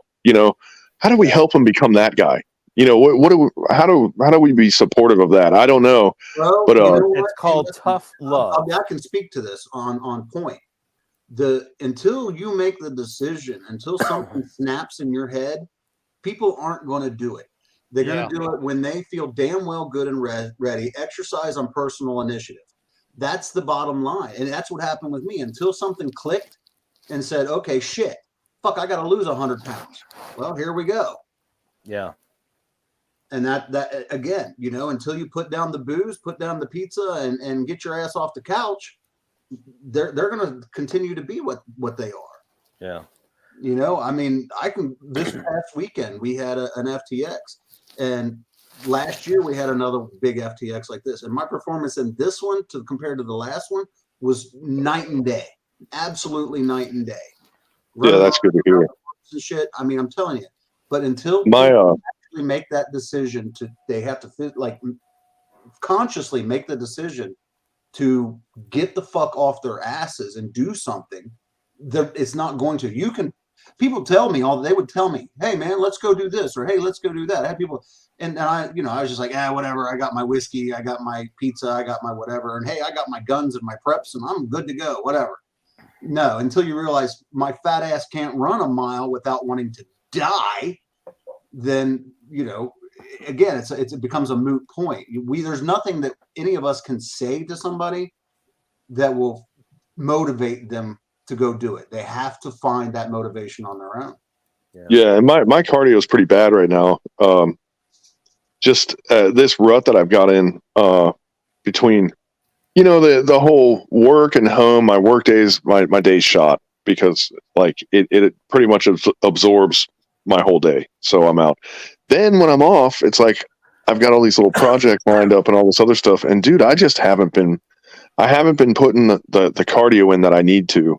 And like my cardio for me, for like because I normally was a good cardio guy, right? And I'm like so far off the mark right now. And like I'm dealing with age now too, and that's a whole nother ball of wax when you start getting into the age. You can't remedial PT fucking being old. You know, like it doesn't go away. Yeah. Exactly. My big issue why I'm not working out right now is my back. I'm waiting to hear from the VA for an eval by them. It's shot to shit. Yeah. And I got my cats. I got My cat just stared at the door. I'm sorry, but when that dog barked, they were like, "What the fuck is that?"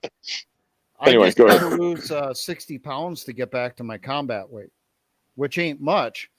And my PT program before I retired, okay, I did PT in the morning, so where we'd run like 1 mile or 6 miles, or no, 2 miles or 6 miles on average. And the shorter to run, the faster to run. And then we would also do push-ups, sit-ups, and all that on our normal PT. On my own, every day. Every other day, I would run 6 miles. And then the days between that, I would run 2 miles on my own. My personal PT program for push-ups, I was doing 500 plus repetitions on my own in my workouts. And for my ab workouts, I was doing 800 plus repetitions. And I know I can't do that now, and it's primarily because of my back. So Yeah, no, my back's never. I somehow went really a very good, you know, for veteran status anyway. I went a long freaking run without my back acting up, you know. And you know what's funny is my back didn't act up until I stopped working out all the time, until I stopped running all the time, until I stopped abusing my body all the time. That's when my back fucked up. How's that for weird? That's what. That's basically what happened with me too. Yep, same. I started the Couch to 5K. There's an app you can get on their phone, and it's called Run 5K or Couch to 5K or something like that. Anyway, it's a free app, and it works great for doing your intervals and all that stuff. And I mean, to get back into it, because it's not a constant, hey, here's 5 miles, you got to go run. No, it's more like intervals, 30, 60s and that kind of stuff. 5K is 3 miles, dude. You know, Right. click math. Come on, dude. It's metric system. Hey, I know, for 3 miles, but you know what? I ran a full mile in 8 minutes now. Dude, in the metric system, I'm like 7 feet tall. I wish we switched to it. Jesus. But you know, for me to actually run an entire mile, you know, when I'm still 70 pounds overweight, says a whole lot. I mean, Hey, you text me that later because I'm gonna space that. And the next time you're messing with it, just send me a text and send me the link to that because I'll download that because that's I do need to get back into that. I do know I've done a lot of different interval training and I've done a lot of different stuff, but like I don't know, man. Like it's been really hard for me to get back into this, and it's been kind of kicking my ass. So dude, the best part about it is it keeps your workout to your running portion of any of your workouts to 30 minutes. yeah, that's good. But one of the things that's been sort of slowing me down on this, and this actually started in 2010. I powered through it, but then when I stopped working out all the time, getting it back is hard. But I fucked my Achilles tendon up pretty good. And if I run more than like sometimes I can get away with twice a week, but I can never do 3 times a week. You know, Yeah. And that's the edge that gets you over that hump. You know, so I have to start looking at other things that do it instead of running. And like running is really the only thing that helps with running in my experience, except a Stairmaster, those stair climbers. But I don't have one of those. So yeah, and they suck. They suck really bad. Yeah. So I think we've kind of gotten off topic. We started. We sure have. Definitely. Yeah. Sorry, that was my fault. No worries. Actually, I was gonna, if it was all right with you guys, I was gonna kill the stream, and I got to talk to all you guys back channel. So, yeah. I'm in trouble. No. We said something we weren't supposed to. Now we're gonna get a talking to. No. It's asking personal questions, but No, I'm not taking a warm shower with you. I'm not into that stuff, Ron. I know. Told you that. I know. no, it's stuff we can't share over on the air. But unless you guys got some other quote unquote crazy conspiracy theories to get us back on track.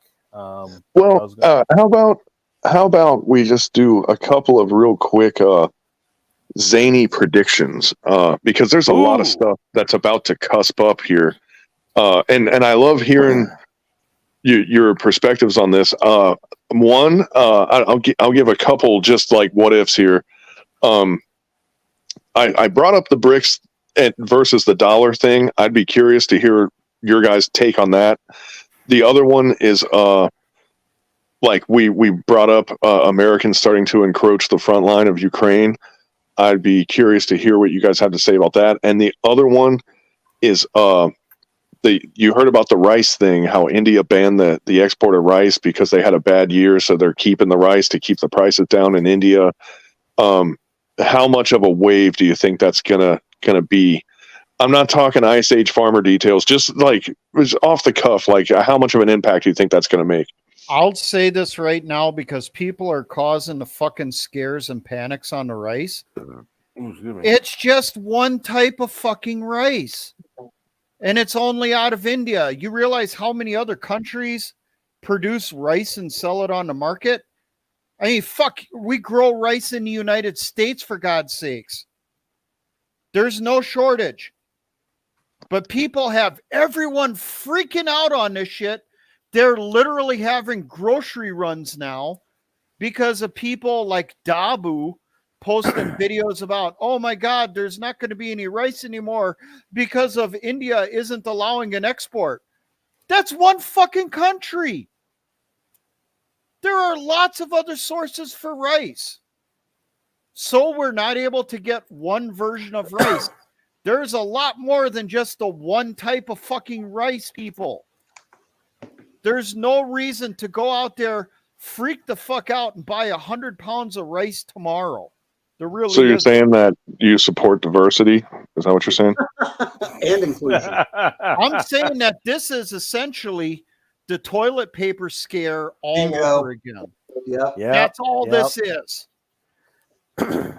Yeah. As far as the as far as the troops in Ukraine, and I think that all fits together. See, they can't really do the digital dollar, digital currency with the population being exactly what it is now. I think they have to have World War III first. They have to reduce the population or some type of massive cyber attack. You know, something like those that. lines. It won't be an EMP. It'll be a cyber attack, only because that's the easiest way. And they'll say it's a cyber attack, but the reality of it is they can shut their grid down. And then they'll use a justification as launching NATO into Ukraine, and then the shit kicks off.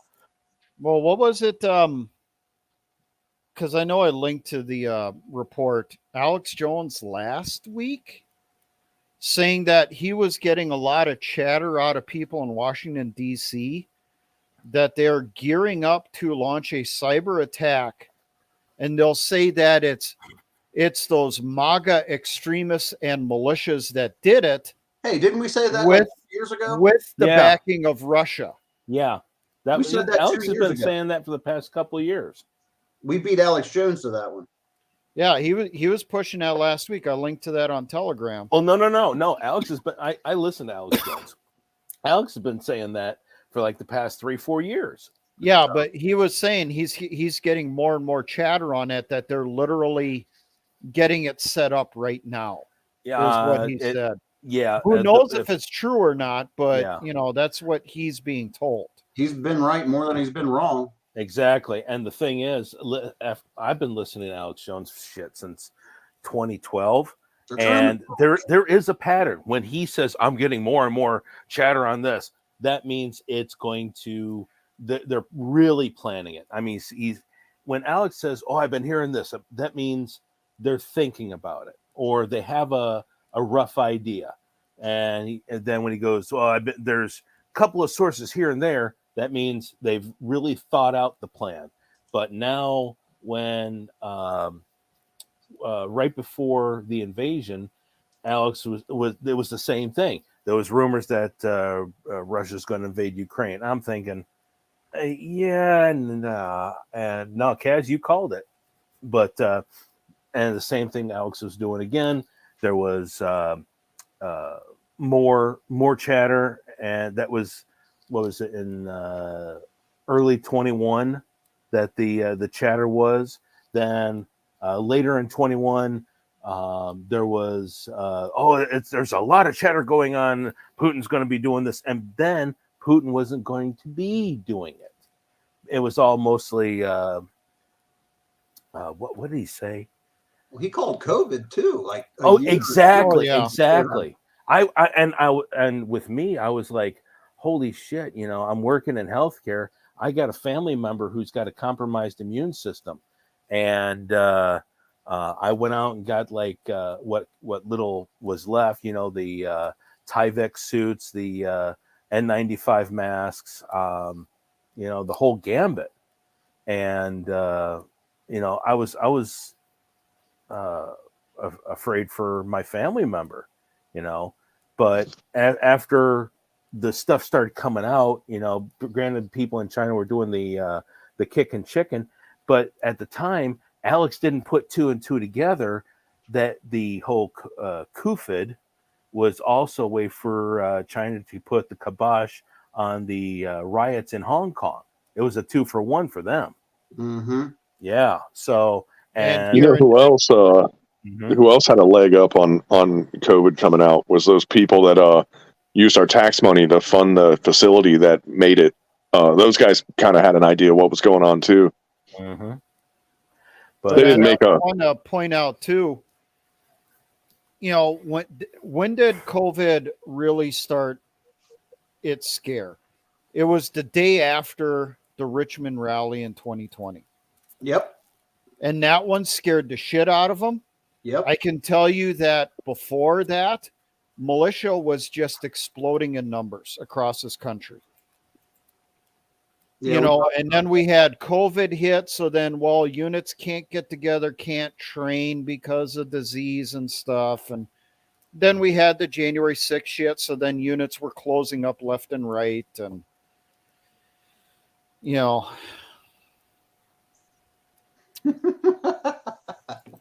they put the kibosh on people joining the resistance in 2020. They saw how effective it could be in Richmond. It scared them, and they were like, "Hey, let's launch this now." They're still going after that shit. Yeah. It's crazy. But and we're overlooking the things that we are hurdling over to stay on that one moment in time. The things that we're just absolutely not going after, to include anything Hunter Biden, right? I'm pretty sure Hunter Biden is why I got my Facebook dismantled, because I kept bringing him up and I kept going, "Hey guys, don't forget about this." And I just was gone one day, but yeah, that's what we're doing. This dude, like, I'm so surprised that this judge didn't let that plea deal go through. And I don't know if you guys have talked about that yet or not, but like, they're going to kill her. She's might as well have been on that boat with that chef at Barry Satoro's house, Yeah, they don't even hide it anymore. No. How many of these people that had, in the news, this person over here has evidence against Hunter Biden, a day later, they ended up committing suicide with a shotgun to the back of the head. Yep. They're not even fucking hiding it anymore. Well, this judge is going to die. She's a goner. Oh, yeah. Yeah, that judge is a goner. Well, like I said in the Telegram chat, she's a dead woman walking. Dude, I think they're going to kill RFK Jr. too. Actually, I wouldn't doubt it. Oh yeah. I don't think or so. They're going to use him to dethrone Biden and possibly And then a Hillary comeback, and then they'll kill him. Yeah, he'll have a mysterious accident as Newsom, reluctantly has to become the front runner. Yeah. But I think they got to get rid of their legacy candidates first, and then they can liquidate him, and then they can put in their appointed candidates. Like, because it's pretty clear for them that that the legacy crowd just isn't working out anymore. They're aging out. They just don't have the juice anymore. I think So the fix is in, though. I think the selection's already been made, and it's going to be Newsom. Yeah.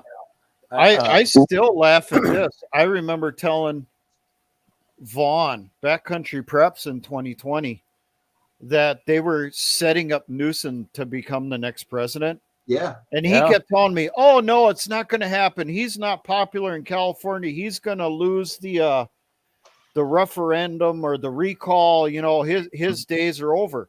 Well, he made it through the recall. And who's the number one candidate that they're talking about on the sidelines that's going to be the Democratic frontrunner next year? Oh, Gavin fucking Newsom, like I said 3 fucking years ago. Yeah, the fix is in. I mean, we already know that the selection process has been made, regardless of what ticket you punch or how we go about, I'll go a step beyond that. Who was it the last couple of weeks here? Someone from the White House or the administration had a press conference where they said they were considering not even holding the elections next year because of whatever crisis or whatever. Oh God, please. They were already talking about it, for God's sake. Well, when they do that kind of stuff, that's them desensitizing people and testing the waters. And they're sort of like, before you do that rope swing, you give it a couple of tugs, right? And that's what they're doing right now, because, man, we've called this a long time ago. The only way they can truly win the election is to not have it, Yeah. And anything else is gonna, people have kind of gotten smart to the shit that they're doing. They either have to reinvent the wheel or there has to not be an election. And they're just not, they're in too much of a hurry to be able to. I'm not saying they're not smart enough and they're not talented enough to reinvent the wheel, but their patience won't allow it. They don't have the time to do it. My question is, why don't they have the patience? That's what I want to know. That's something we've talked about in how many live streams? 2025. It seems like there's some event coming up and they have to be at a certain position before that event gets here. I think not having the election, that would be enough to get Bubba off the couch and out in the streets. Well, not having an election, or if most of the right's not going to care about this, and this is kind of the problem. But the left, the Democrats, are going to do the Keystone Cops, and they're all going to either character or physically assassinate each other and do all kinds of dumb shit like they always do. And they're going to, like, for example, get Newsom in. Well, if Newsom gets elected, it's over. It's just as over as if there isn't an election. That's just as bad, But you know what? We all said that if Biden got in. Well, it has been that bad, dude. Yeah, but we haven't gotten to the point where we said, fuck it, we're going to the woods. Is it going to happen with Newsom? No, and it's not going to happen. Why? Well, what I've always said, Joe Six-Pack can still sit on his ass, watch fucking football, eating pork rinds while there's a burrito in the microwave. Yeah. But what I've always said, dude, he's not going to do anything. From the beginning, I said there's going to be a quote unquote civil war one of these days, but it's not going to be the people that start it. And everybody that, when you talk to the people, right, the people always inherently think they're the ones that are going to get off the couch and start it. But it's like, no, man, that's not how it's going to go down. Like, for example, I don't know if you guys heard about this or not, but did you hear about the person that was accosted by the ATF because he did a search for FRT triggers in Gunbroker? Yes. Didn't buy one. He just put it in the search window, hit enter, and scrolled the results. And they went to his house and said, "Hey, man, I noticed you've been looking for those triggers. We need to go in your house and do a little searchy search here. Make sure everything's cool. What do you say, pal?" And like, they're already viewing us as adversaries. They're the ones that are going to do this shit. They're going to start it. The government has always, since Obama came into office, the government, take it back to the Patriot Act. Yeah. Yeah. The Patriot Act was there were dominoes before that one, but that domino was the little trick where it split into 3 separate domino chains going, that was the Patriot Act. And if you really think about it, like, oh my God, it just left my brain. I was thinking of the 2 possible results of something, and I can't remember. Oh my God, it's gone. Never mind. Somebody else go. Brain fart. Yeah. Well, I've been saying for a while now, they're not going to allow us a single Lexington Green moment. It's going to be 100, 1,000 of them, and it's going to be an individual choice of each of us. Yep. And my recent, most recent thought on this is that it's going to be, they're going to come out and raid people. There's already been 9,000 of them in New York. Yeah, and that's in one state. But, and seriously, how hard is it for someone to say no? I'm just throwing this out there. How many people have we heard say over the years, oh, if they show up at my door, I'm going to answer with bullets because it's an overreach, it's game on, and no one's doing it. Oh, yeah, I doubt that. No one's going to be I mentioned through their this door. in the last live stream. I know people in my area who were big time, oh, if the cops ever show up at my door, they're not going to take me alive. Well, guess what? They got hauled. They literally threw up their hands and bent over for the feds and got hauled into a federal pen for just being in D.C. on January 6th. Just being there. And these are people that kept saying, oh, they're never going to come for my guns. They're never going to take me. I won't let them take me alive. They're not going to take me without a fight. You literally bent over, dropped your fucking pants, and spread your cheeks for them, for God's sakes, when they showed up at your door. I still think people have some monicum of, well, the general populace, not obviously us, have some monicum of belief or faith that, oh, the system still works and the courts still work and you can get off if you do the plea deals or you do this or you work the system. They just still believe in the system. And until people can get over that and to realize that every government agent, every fucking employee, I don't care if it's the janitor who sweeps DC's capitals, they are the enemy of liberty and freedom. Until they can get judges against you, that attorney that's gets appointed, or you pick to represent you, he's against you. Everybody, yeah, except or the jury. Look at what happened to Roger Stone. Yeah. I mean, the judge was in on it. Even the whole jury was in on it. They wanted their sacrificial lamb. And if you go to a federal crime, and God help you, all federal buildings are in where? They're in the Democrat-controlled cities, right? Yep. Yeah. You're not going to get a fair fucking trial. Period. Full stop. You just might as well admit, if you're of the red persuasion, you happen to be the conservative, Republican, libertarian, freedom-loving type of individual, constitutionalist, if you have to go down to that one of those hellholes, your ass is grass, and they're the lawnmower. So, we've had how many Lexington Green moments so far since January 6th of people getting rounded up? And so far, the Patriots have put down their muskets. And I'll just throw that out there for everyone. I think a lot of that has to do with the fact that it's that mob mentality too. When the hardest thing for people to do is for that one person. It's that scientific experiment where the bell rings and everybody would stand up, and the new guy came in and sat down, and then the bell rings, everybody stands up, and he's looking around like, what the hell? But they, to be part of that clique, it's that mob mindset that, oh, everybody else is doing it, now I can do it. And it works in reverse the same way. It only takes one leader or one person to stand up and say, fuck you, no. And then everybody's like, well, don't let him, you get 2 or 3 people doing that, then you start to get momentum. Yeah. And that's the problem right now. Like no one wants to be the sacrificial lamb. That's what it is. And they're not going to allow Lexington Green. That's what it boils down to. Yeah. Well, they're serving all these. It's not going to be one single moment. It's going to be all these little raids. They've done 9,000. Well, how do we know we're not going to see 50,000, 100,000? Oh, well, here's my thing, dude. But in a month. The feds have That's already the point where bill.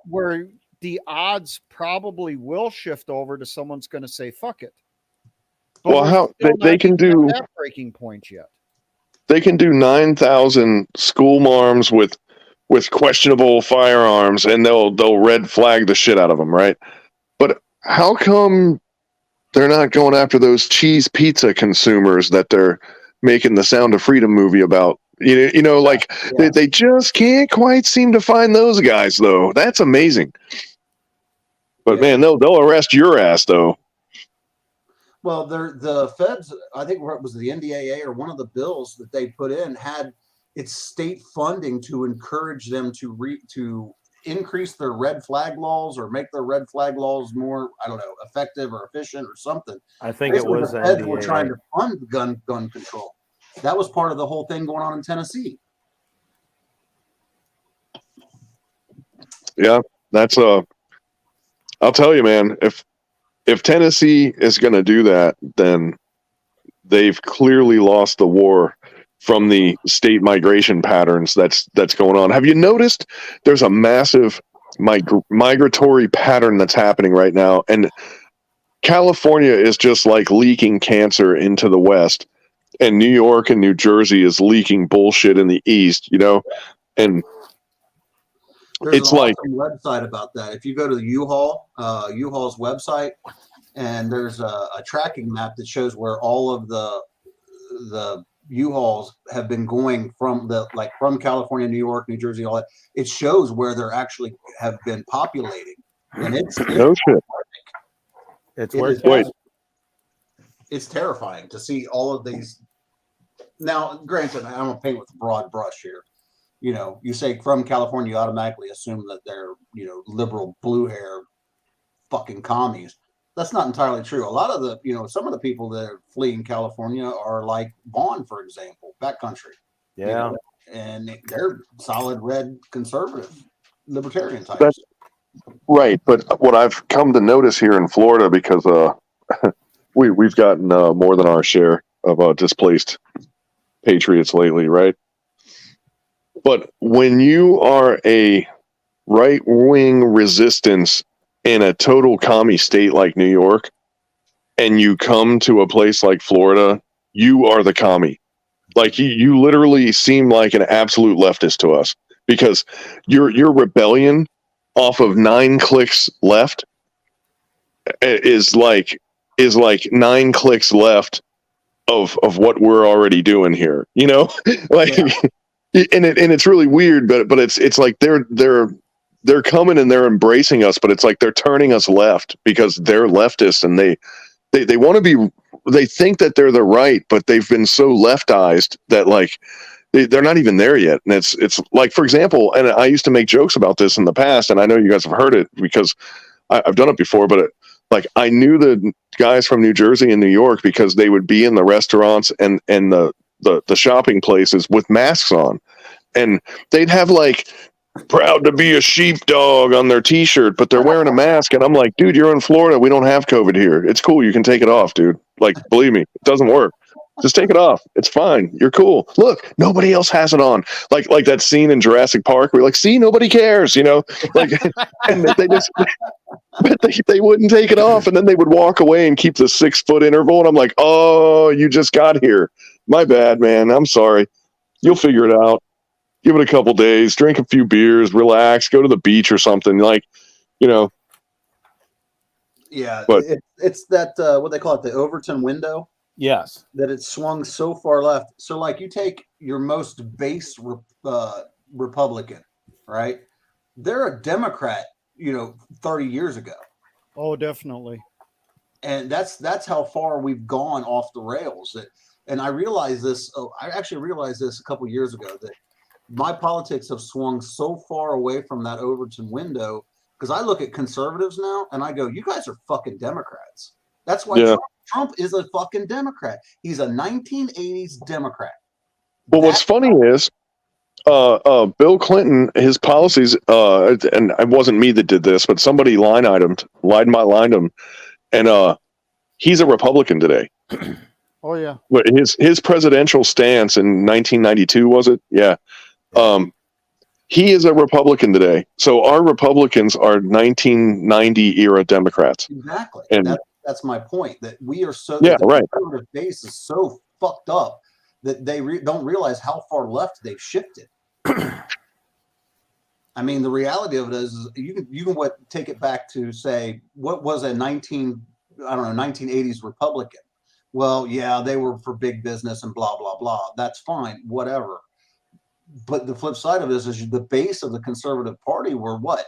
Bible thumping, God fearing, Constitution loving, normal human beings that believed in nuclear family and everything that the foundations of the country.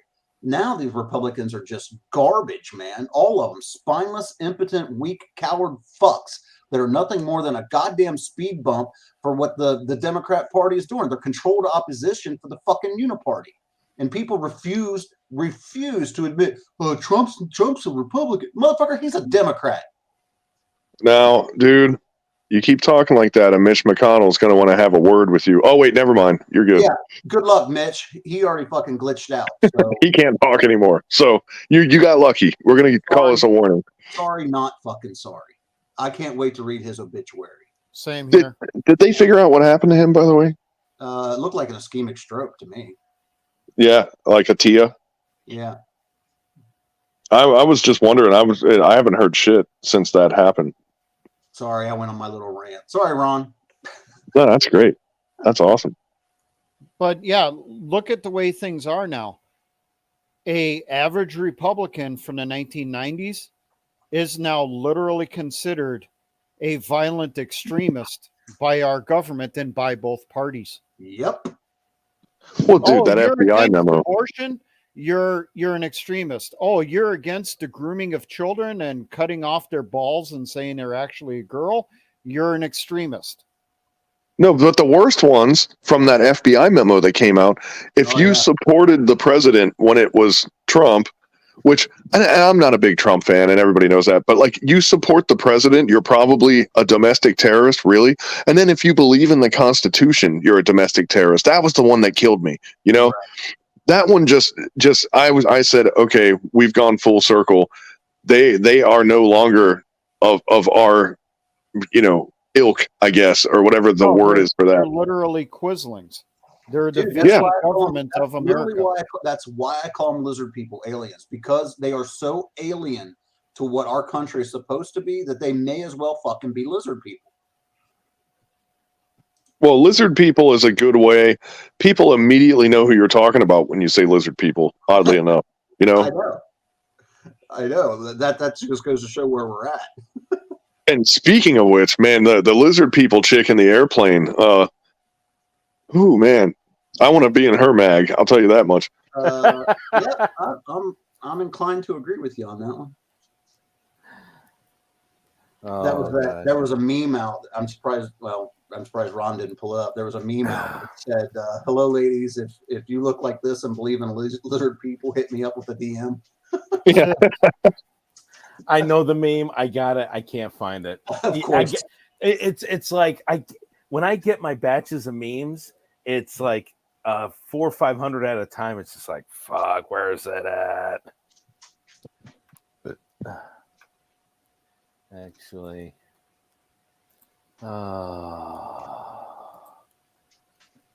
no, it'll take too long. Fuck it.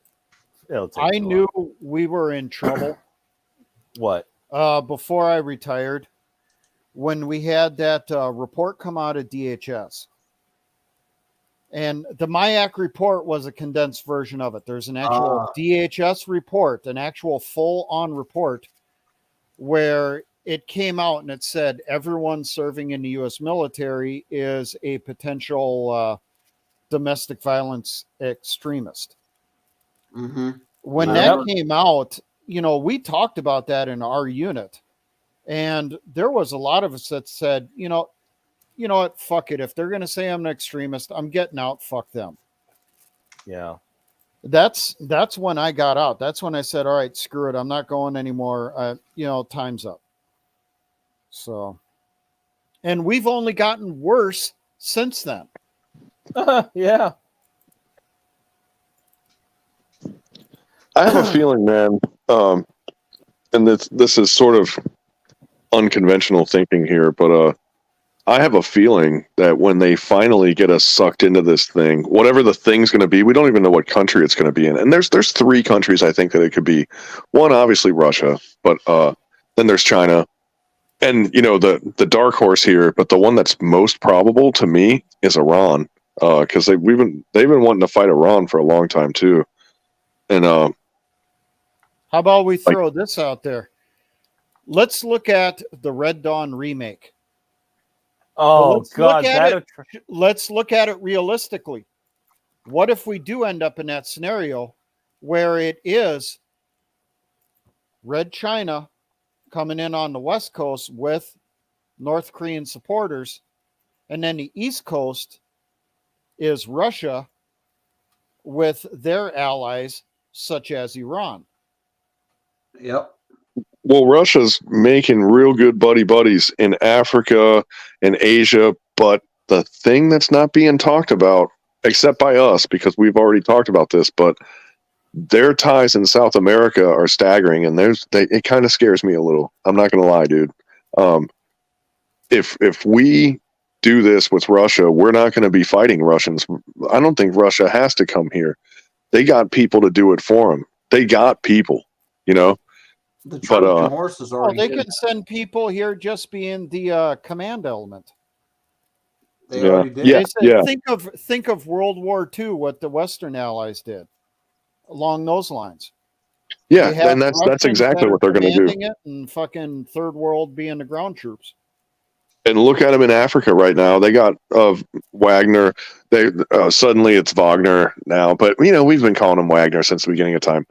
But and I found out, and I tell you guys, I have a Wagner chest rig that I bought, and I was like, I could have swore I had one of their fucking chest rigs, and sure enough, man, the Wagner style is what I mean. Not like I didn't go to like Russia and get it, but the Wagner style from Gray Shop, that was the one that I actually got. But anyway, they're in Africa right now, forging little resource alliances. I mean, dude, Russia's moving on, man. Russia's like, okay, I'm going to be cut off from the West for forever. No big deal. Let's find another place to get our this and our that, And man, I'm telling you, if we get tangled with them, our 80% unfit for service is going to meet a hungry, expanding, alpha male heavy population to the south. You know what I mean? And yeah. Well, and there was the thing brought up that said that if that actually goes down, it's not going to be our military. It's going to be us old fuckers that are out there trying to do shit. Yep. We've talked about that before. Yeah, that changes the game for us. I really like the Ukraine scenario because we get to sit on the couch and drink beer and talk about it. And that's kind of what I do. That's my part of the war, But here's one for you, because I watched this last week and it kept sticking in my mind. The movie The Tomorrow War. Oh, great movie. Yes. Who was the ones that kept getting pulled for doing the fighting? Our generation, the older people. And what did you have literally in that movie? You had the Gen Zers, the little high schoolers. Well, why should I try? Because it's all going to end anyway. Yeah, literally what we're seeing now. Who's the ones that had to do the fucking fighting? Us old fuckers. Yep. Ones who've been there and done that already, and we're tired. We just want to fucking finish off. It's. However, like let's think like them for a second. Are they wrong though? I mean, because if you give up, you might as well and I'm throwing this out there for a few fuckers that are in the chat right now. You know who I'm talking about. If you're not even going to try, if you say there's no reason to continue because, well, the world's going to end, we're going to lose, whatever, put a motherfucking gun in your goddamn mouth right now. Pull the fucking trigger. I am tired of hearing this bullshit from these little Gen Z fuckers. And then they talk about, oh, well, you should take us more serious. We're the ones that should be in charge. Why? So you can haul out the fucking white flag faster? Fuck you. Yeah, that's true though. Like okay, I'll score a point for SG42 on that one, and mainly because I just want them to stop screaming because it scares me. But or the cat. But like, all right, so be a Zoomer for a second. It's like right now they have to wait for boomers to die to be able to afford property, pretty much. They realize that they're never going to be trusted politically because they've already ruined that. And Oh now yeah, they heard that when they started cutting their dicks off and talking about how Right. great communism is, or how great Nazi Germany is. Oh yeah, and I'm talking about you, Gen Z insurgent. What did you post here this last week? Oh, shit. You want to lead a Daryl Wanger division, a division of criminals to take over the United States, and you want to hoist the Nazi flag over the White House as you become the new Fuhrer. Go fuck yourself, you little Nazi piece of shit. Oh my God. maybe he didn't mean it that way. Maybe he just meant. He did. He did. I fucking read it. He outright said in there, in no uncertain terms, he wants to lead a Daryl Wanger division. The Daryl Wanger Brigade in the SS was made up of pedophiles, murderers, rapists, drug addicts, and even worse, for criminals, out and out sadists. Man, I bet they had a lit PFT. That piece of shit was even despised by the SS. But right now, little assholes like Gen Z Insurgent, aka Young Constitutionalist, praise him that everyone should be like him. And he talks about he wants to lead a unit just like that to bring on a Nazi government in the United States. And it will be purged of all non-whites.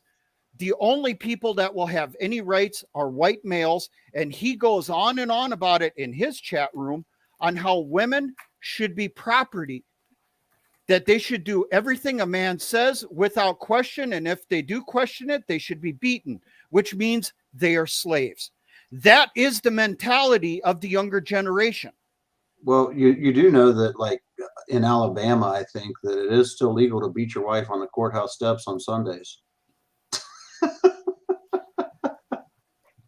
But You'd only get away with that once, dude. That is the Like mentality. the second you turn the car downtown, they'd be like, "Where are you going?" They're jumping out of the car and shit. It's a serious thing, but I started thinking about it with the Doomer thing because I part of me as a black pill guy gets that. I understand, but you got to remember their generation, they don't understand the world before 9/11. Like they were born into a world of war, chaos, economic turmoil. They had 9/11, 2008, the economic crash, et cetera, et cetera. No wonder why they got such a shit view of the world. At least we had the benefit of growing up, playing outside and enjoying, childhood and all this other shit. Drinking from garden hoses. They have literally been fed nothing but fear propaganda since birth. And I would love to know. Go to school, they've been taught you're either full communist or you're full Nazi. That's all they've been taught. They've been indoctrinated in that, and they're following through with it. Exactly. They're like, "Oh, you're not either one? Then you're transgender." That's what it is. Or no, you're an extremist. That's what it is. If you don't fall into one of the two camps, you're a fucking domestic extremist.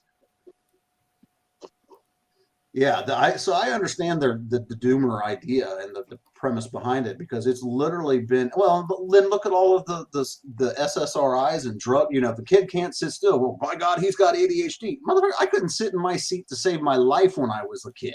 Me either. No, I was hyper as hell. Because we wanted to go outside. We were normal boys.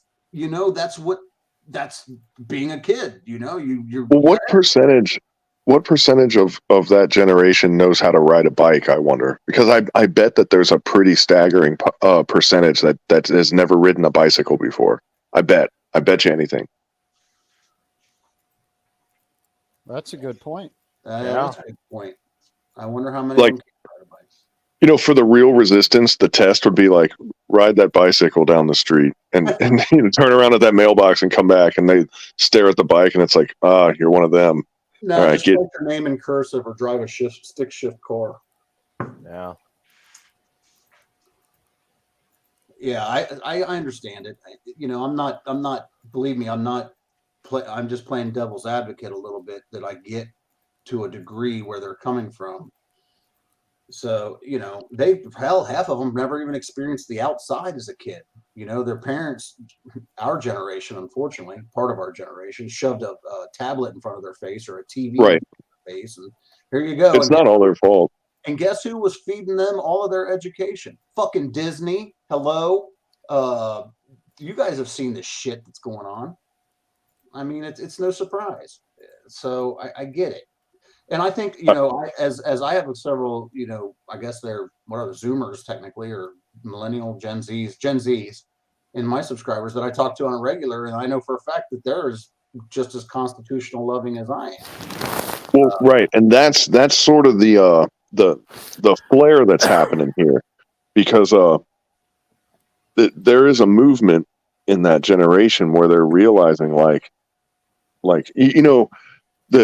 when you see behind the curtain in the Wizard of Oz, and then you realize what's, holy shit, well, the curtain for them and the curtain for us were completely different things. And that's why we cannot relate to them at all. They can't relate to us, Right.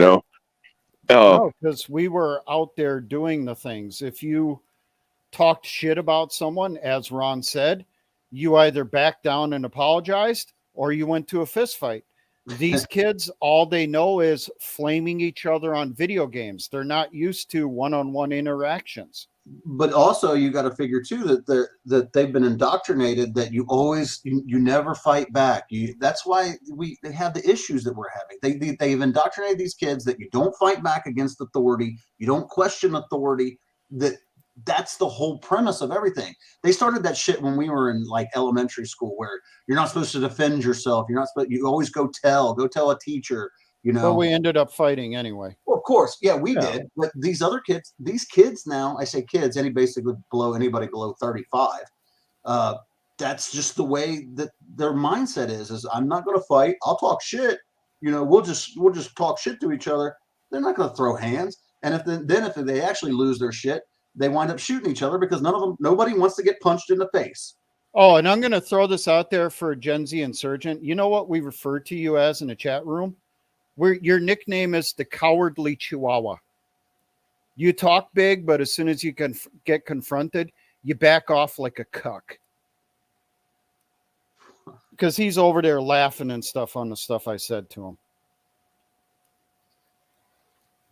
So, Risky's in the chat somewhere. Yeah, he must have got done with his premiere. Oh, okay. How does that work? What? The premieres? Oh, you not to change the subject, because I don't get that at all. Scheduling. Yeah. Oh, is that what that is? Okay. Yeah. So you can monitor people's reactions, have a chat. I've done it a few times. Gotcha. Okay. Yeah, instead of just publishing it, go live as soon as it got done processing. Yeah. Another thing about the school system, they don't do corporal punishment. Oh, yeah. Yeah. I mean, I remember back when I was in high school, it's either a whack or 3 days. And you know what? My time's more valuable. I got the whack. Dude. Yeah. Well, my grade school experience, I was taught by nuns, bro. So I didn't just get beat. They would make me eat soap and a bunch of other weird shit, dude. They were pretty fucking evil. Dude, I always knew that if I took a whack at school, I was going to get them when I got home. So yeah, and same here. That's what happened. Yeah, my dad was one of the teachers at my high school, so yeah, I got it twice. I was going to catch a beating either way. So if I got 3 days, I'm going to catch a beating. If I catch a beating at school, I'm going to catch a beating at home. So it was one of those deals where it's like, what do you just need a vacation? Yeah, I'll take the 3 days.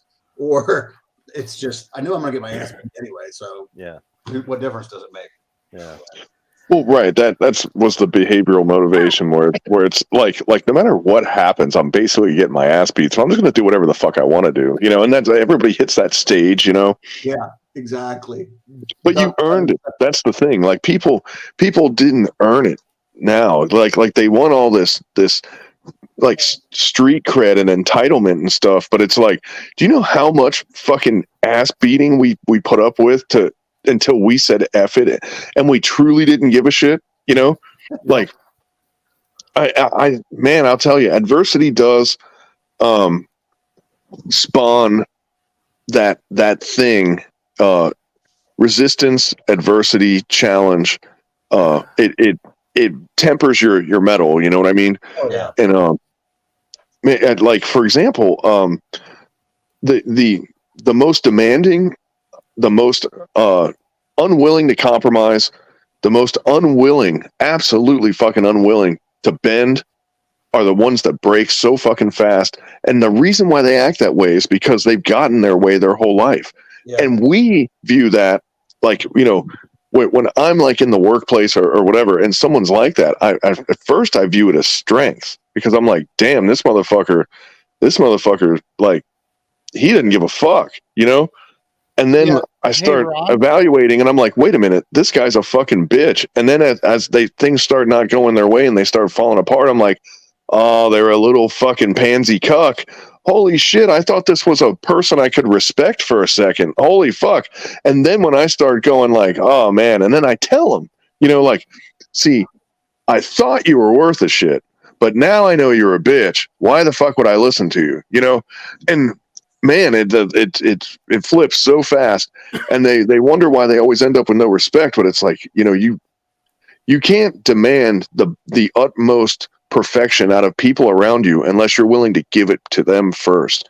Like, respect is a two-way street, but really you have to pay that respect before you get it reflected back to you. You know, Mhm. if you're walking in somewhere and you're demanding respect out of people that don't even fucking know you, you're the asshole. You know, you should give them a reason to respect you. You know, Hey, Ron, before it disappears, highlight Peter Smith's comment Peter Smith. about Daddy's home. Ah, That's the way it was for our generation. yeah. So Who's you got hankering for a really good spankering? at hiding your fuck ups. Pretty much.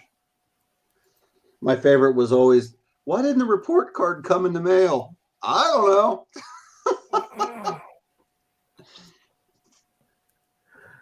know. Now it's emailed to the parents. Yeah. Well, and that, you know, the teachers too, you look at it from that standpoint, since this whole thing's gone in, they don't do corporal punishment or whatever, corporal punishment. Yeah, let's kill the kids. Anyway, it's like when I go to the post office and pick up signature required mail for my mom, and she's like, how'd you do that? And I just look at her, and it's like, I've been faking your signature for 40 fucking years. What are you talking about? You know? yeah, but the teachers, they have way too much pull, you know, this mindset. See, Stalin, Mao, Ho Chi Minh, they all had the right idea when it came to professors and teachers. They put them in ditches. Mm-hmm. And Well, because these teachers have gotten so far out of hand that, you know, they're my kids. Bitch, no, they ain't. well, does it make you wonder if we're not locked in a continual cycle, though? What do you mean? Well, you know, before it gets to that point, you know, before the reaction, we view Stalin and Mao and all that stuff as the action. But, you know, in a way, it's also the reaction of the conditions before that, right? Yeah, I see what you're saying. Absolutely. Absolutely. So look at what's happening to us now. What if the people that stand up and say it's time to make a change, what if it isn't us? What if it's those crazy fucking leftists? You know, because we, as much as we think that it isn't going to happen, that's how it happened with all those other people that we're talking about. It wasn't the right, it was the left that got inflammatory, stood up and started cutting throats, you know? Yeah. What if it's just the same old shit this time? And everyone's going to sit on their couch with their six pack and their NFL, and they're just going to go, well, they haven't gotten to my house yet, so we're good, you know? But That's one way to look actually- at it is let them take those first few shots so that, you know, we can organize or get people, you know, out in the woods. That's That's one actually way an to look at interesting thought process to run that mental exercise further. If the right say the 1940s, 1950s, or let's take it into the 60s, 70s, the right of that era has basically spawned the left that we see now. What was it about that era that caused this? Is it too many rules or not enough rules? What is the cause there? So it's experience, perspective, and imagine this. Like, you've all seen the preacher's kids and the sheriff's kids and blah blah blah, right? And how they're usually pretty reckless. Yeah, they tend to be sometimes. right. But if everyone in the whole neighborhood's parents were the greatest generation that were cast iron and went to Guadalcanal and beat the shit out of Tojo and his guys, like all of them are the sheriff. All of them are they're all this exalted status kind of, right? They're all the guys that did it, Right. And you grow up in the shadow of them, like you're not going to outdo them in being conservative right wingers. So you go the other direction, you kind of like, you got to spread your own wings and find yourself. Well, the only choice that they had, I'm thinking like them here. I'm being their lawyer for a second. Just hang on. Like, the only thing they could do to discover themselves is to go the other direction and to try something else, because they would always be in the shadow of that generation above them if they went the same path, Yeah. So you're talking about the yin and yang kind of theory that there has. Well, yeah. Well, there's always a shadow that's cast, Yeah. Like,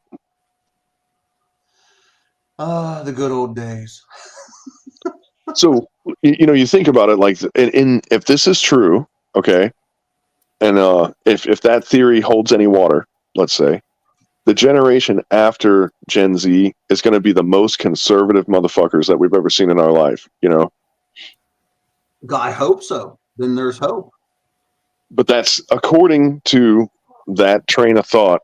That's the generation that they're going to be like our grandparents, I would say that's more of what they're calling Generation Alpha. The new ones that are coming up now, the ones that are after Gen Z, they're the ones that are coming in more conservative, I think. Well, that's exactly who it would be, though, or the children of Generation Z. So maybe they'll skip a line item generation, kind of like how they went from I don't think Gen Z is going to have too many kids since they're too busy cutting their balls off. No, that's actually what was it? The current generation in school now, was it Gen Alpha? Yeah, they're doing that now. I mean, I got into it with my family. I was listening to Christy Lee. She's banned from her kids' school system because she brought forth the one of those I wouldn't say textbooks, but these reading books in her children's library, her children's school's library, on how to perform different sex acts with adults. Oh, and yeah. You know what I'm talking about? Yeah. I heard about that. Yeah. She brought it up and showed the book and said, this is in my kids' school's library. And she's been banned from the school board meetings. She's been banned from even stepping foot on the school grounds. So she had to go to a different school system. I don't see how that's even legal. What? Being barred from the school? Yeah, especially. It's easy. It's easy. If you are labeled as a threat, you are banned from this property. If you are, it's like a restraining order. Yeah. Okay. No, that shit happens here where I live. You have a parent that pulled a gun and on school grounds, and they said, "Yeah, no, buddy, that's different. I mean, you're talking about pulling a gun on whatever. I'm talking about somebody who's going and speaking, addressing a public institution, using their First Amendment right. Right. That's civil rights violation. You'd think, but also you've had parents in going to school boards and talking about what was going on. They've actually been had a visit by the FBI. Jeez. Well, yeah, I heard about all that. Was because they Yeah. were targeting parents, because the fucking teachers, teachers association, were the ones behind that. They like petitioned the FBI to go after these parents because they were scared. Fucking little commies were just trying to shut people up. Fuck Yeah. teachers. Every last goddamn one of them. Yeah. And then you have all these teachers that have all this support gay pride. No. What was it? I forget what school system. The kids were giving the teacher a bunch of shit because in a math class they were doing some gay pride bullshit. I saw that video. Yeah. Yeah. So she got pissed off and threatened to give them detention if they didn't listen and whatever. Yeah. Oh my God, we are in such a shithole. Yeah. Yep. So I don't know. I think we went off the rails after Bug Out started doing his closing. What was it? Kaz, you got any predictions? My prediction, I'm going to hold to my July next year prediction that we will be in conflict by July of next year in Europe and possibly here. Yeah. I will agree on that. I'm hoping it's not, because I'd like to make it to another Our Syndicate meetup. Like to see you and hopefully Security Guy and Bug Out if you want to come up north. Yeah, I mean, I'm not doing all this weight loss for nothing. You know what I'm saying? Yeah. Yeah, but Bug Out prefers them big, so. Well,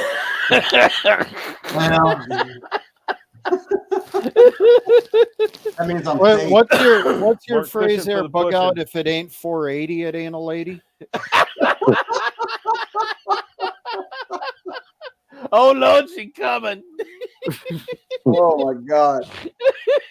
Why is the ground shaking? Oh, that's just Bug Out State showing up.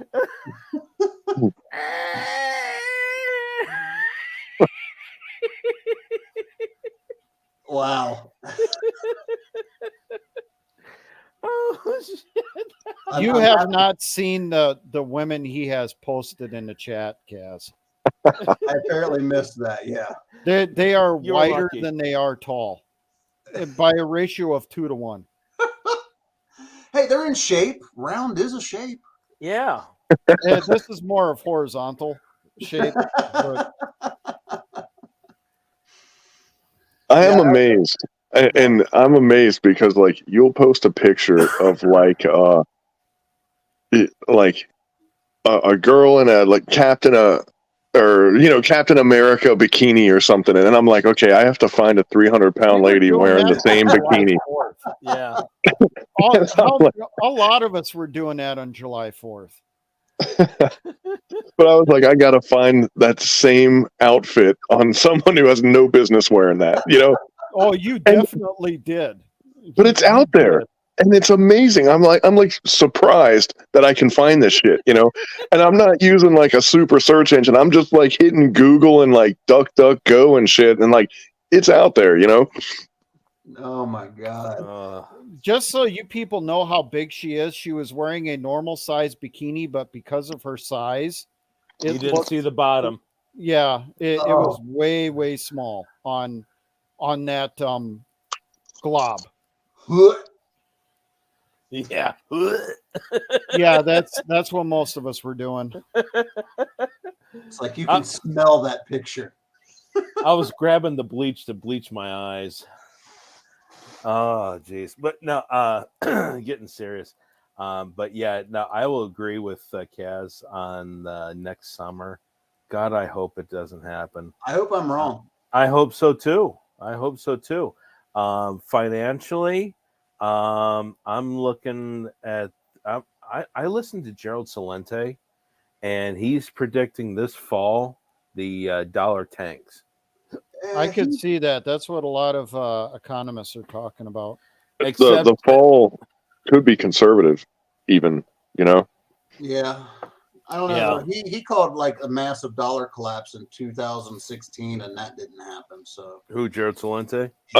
Wait, but see, you're forgetting. It kind of did, but then we just printed more money. That's when our credit score got downturned, if you remember. Well, yeah, I guess you're right on that one. Yeah. They just printed it away, and people believed it. And the funny thing about the dollar is, as long as you believe it, it'll fly. You know. Yeah. Yeah, that's true. I mean, So something has to happen to make people stop believing. And I think go ahead. No, they don't even try to hide it anymore. I mean, if you look at a $20 or $5, $10, $50, $5, $10, $20, $50 bill, they are literally the same colors as Monopoly money. Good point. Yeah. Oh, actually, I did see that meme, but I ain't It's gonna literally post the same. I think The new $50 bill has Alfred E. Newman on it. I heard. Is that true? With the way they're changing stuff, I would not doubt it. And I'm being serious. Because they're taking off the founding fathers and putting on people that don't deserve to be on it, just plain and simple. Well, the 20 is going to be Whoopi Goldberg, right? pretty much. It'll be about as useful as toilet paper too. So Yeah. I'll wipe my ass with Whoopi. Yeah. Oh, some bitch! I can't find it. The one's got to be Dylan Mulvaney. You know. Oh, I mean, of course. I'm just waiting for that announcement. I really am at this point. I'm waiting for somebody to actually beat his ass. Who? Dylan Mulvaney? Yeah, I'm literally waiting for that to happen. He's waiting for somebody to plug his ass. No, he ran to South America because he was afraid for his life. Dude, do you know how every newspaper, every headline in the world will run that for months? Dylan Mulvaney was assaulted because of the racist, xenophobic, white redneck MAGAs. I will laugh my ass off if the person that does it is another tranny bitch. Oh, that'd be so hilarious. I would love to see how they try to spin that in the fucking news. A person of color transvestite. Well, let's put this in perspective here. How many people are so married to their shit beer of choice that they're willing to commit violence over it, and instead of just switching to something else? You know, that's. I'm telling you, I'm saying nobody. Like we're talking about, no one's going to get off of the couch and do anything about it. Beer. If it's another tranny that's doing it, it could be because he's a little white fucking toothpick, and you get someone whose name was Bubba, but now she refers to herself as Shaniqua. I'm talking about the temporary boycott crowd. The temporary boycott crowd that says we're boycotting the NFL until next season, brother. You know, and I'm boycotting Bud Light, man. I'll give it a month. It'll be like it never happened. And but I'm saying these people with their lack of conviction, they're not going and gonna do something violent to a person like Dylan Mulvaney. They're not gonna do anything about anything. That's the problem that we have right now. They're not doing freaking anything. So to go to South America because you're afraid, you clearly don't understand the problem that the United States is facing, which is nobody fucking does anything. That's the problem, you know? But whatever. But remember, words are violence and silence is violence. Only if you're white. Yeah. Yeah, remember when there was a Me Too movement until Biden got elected and then it just evaporated overnight? Oh yeah. Perfect I timing for remember this that. game. Yeah. Believe all women until Biden was in office. Exactly. Just like Ukraine is full of Nazis until Russia went in. Yeah. Right. Yeah. Fuck Ukraine. Fuck Russia. Fuck the federal government. Fuck everything and everyone. Let's just burn it down. While we're still able to. Yeah. I'm just like I keep saying, I'm just waiting for the fucking spark to hit. Yeah. I'm at a point where I don't care anymore. There's a general consensus among our generation that they're just Gen X is over this shit. Yeah. It's a matter of time. I'll put this out there. You Gen Z kids have no idea just how pissed off our generation is We went to the desert to fight to preserve freedom and our rights, and we came back, and this is what we're living in. That was the fucking lie that we got fed anyway. Yeah. So for us, it'll be like, oh, yeah, well, it's kicking off. Well, I guess I'm going to have to do what I did in Iraq. Oh, we lost Kaz. Him and his goddamn phone. Oh, well, we're almost done anyway. He'll come back if he feels like it. Yeah. But, oh, shit. Oh, yeah. I'm just wondering where to go from here, man. Like, what's the best possible next move to try to dodge some of this shit from cooking off? Good question. Can we stop it at this point? You know, Why? I doubt it. I'm at a point of why bother stopping it? When you look how far things have slid in just the last couple of years, we're at a point now where it's acceptable to groom a child in grade school. And if you stand against it, you're the one that goes to jail. So where's it going to slide to next? Is it going to be, you know, your child has to get raped every day, and if you say something against it, you're going to jail? Pretty much. The fuck was that? That's very strange. Yeah. Oh, it's a little dog, I think, right? Am I close? I think it's coming from Kaz. It's Kaz. He's Okay. got connection problems again. Well, yeah, we lost Kaz again. He totally dropped. Well, at least the with the on brink of World War III, the Fuds with their 1911s will have something to brag about. 3 world wars.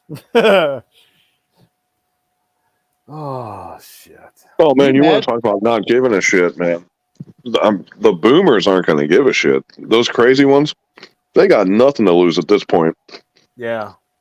Well, shit. A lot of them just don't give a shit. Period, because they're on so many Alzheimer's meds.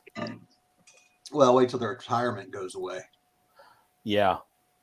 Some of them, their retirement has gone away. But then again, they got Alzheimer's and dementia. That's when you're going to have the Vietnam vets start talking about the Kong or showing up. Yeah. Think about it. You know, the feds will come in black uniforms, so that Vietnam vet's going to flip out and he's going to think he's fighting a VC. And they're stupid to come out in the open.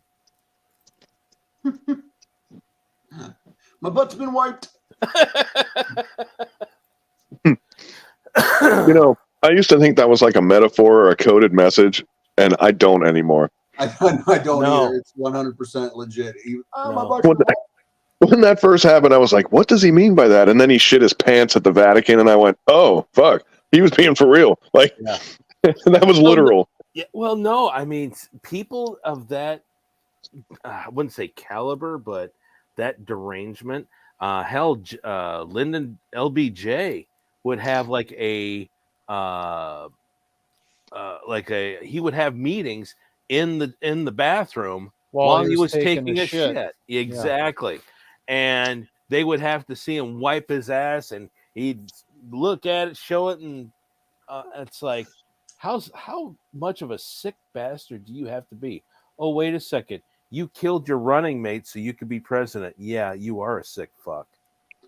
They're all sick fucks, man. Yeah. Yeah. I wish people would just wake up to that they're all narcissistic, egomaniacal, fucking sick fucks. That they're all bought and paid for. They have zero moral compass whatsoever and a spine to boot. And the powers that be have their hands so far up their fucking asses, they're using their mouths as puppets. Yeah. That's the politicians. Every last goddamn one of them you see. Every time they're opening their mouth, they're not speaking. It's whoever owns them that's puppeting their mouth with their hand directly in their ass. Ain't that the truth, though? Yeah. Well, you got to think. I mean, at the time, LBJ, it was 64? And it was a total new concept for pretty much most of America. So I said this a couple weeks ago, but if you want to get something passed in the United States, you have to bribe the pharmaceutical industry to bribe the government to do it. Yeah. That's the fastest way to results. And it, like, no longer is going through proper channels of government the fastest way anymore. Well, That's the way to do it now. The whole redress of grievances thing is completely thrown out the fucking window. You know, I mean, there's no such thing. And, you know, that's the whole point of everybody's like, well, we'll protest. What the fuck is a protest going to do? It accomplishes absolutely nothing. The only language that government speaks is violence. That's the only language they understand. And I suggest that people get fucking fluent real quick, because that violence and that talk is coming to your doorstep. Well, Maxine Waters speaks violence. We know that. That's my point. yeah. How many times have we get in their face, tell them they're not welcome, you know? And then we had the Summer of Love, which, by the way, happened to be what? It happened to burn down areas that were, I don't know, bought up later by these big conglomerates for pennies on the dollar, that just happened to be prime real estate that got burnt down, even though it was black-owned businesses. I wonder if that was an organized thing. Hey, burn this, this, and this, because we're going to go buy it next year. Yeah. And it's in every city that burned. Exactly. Which we'll point this out now. Doesn't that maybe give us an indication where the targets are going to be in the next round? Because now, where's the prime real estate? Farmland. In the country. Bill Gates wants all that farmland. So that's probably where the next target's going to be. And Which means they'll be coming to our front doors, which is exactly what we want. No, man. So what you're telling me is they're going to do things like crash trains with chemicals and shit, and like evacuate whole towns and stuff. Yeah, nobody does that shit. That's not at all. They won't poison the water so they can get to town. Yeah. That's exactly what's happening. The rural lands are next on the hit list. Yep. Well, hell, look at the property values out in the country.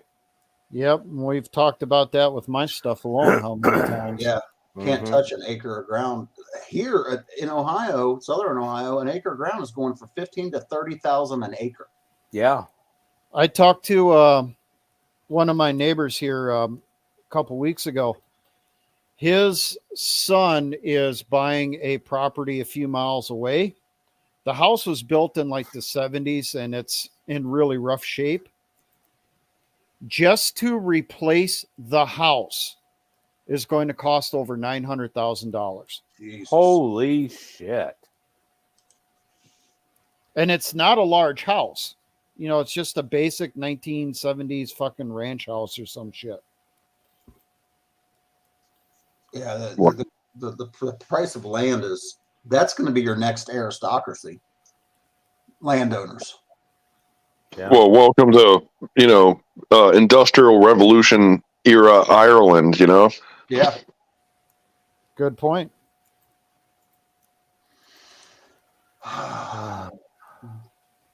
Okay, I'm done venting now. Yeah. Right now, yeah. Sorry, Ron. This chatting's got way off the rails. When hasn't it? I don't know. This one's been pretty. But this also shows the general. Everything's going fucking insane. Yeah. It still leads back to it. You know, we used to say that the inmates are running the asylum. I think we ought to be thinking more like, Arkham Asylum has been opened up.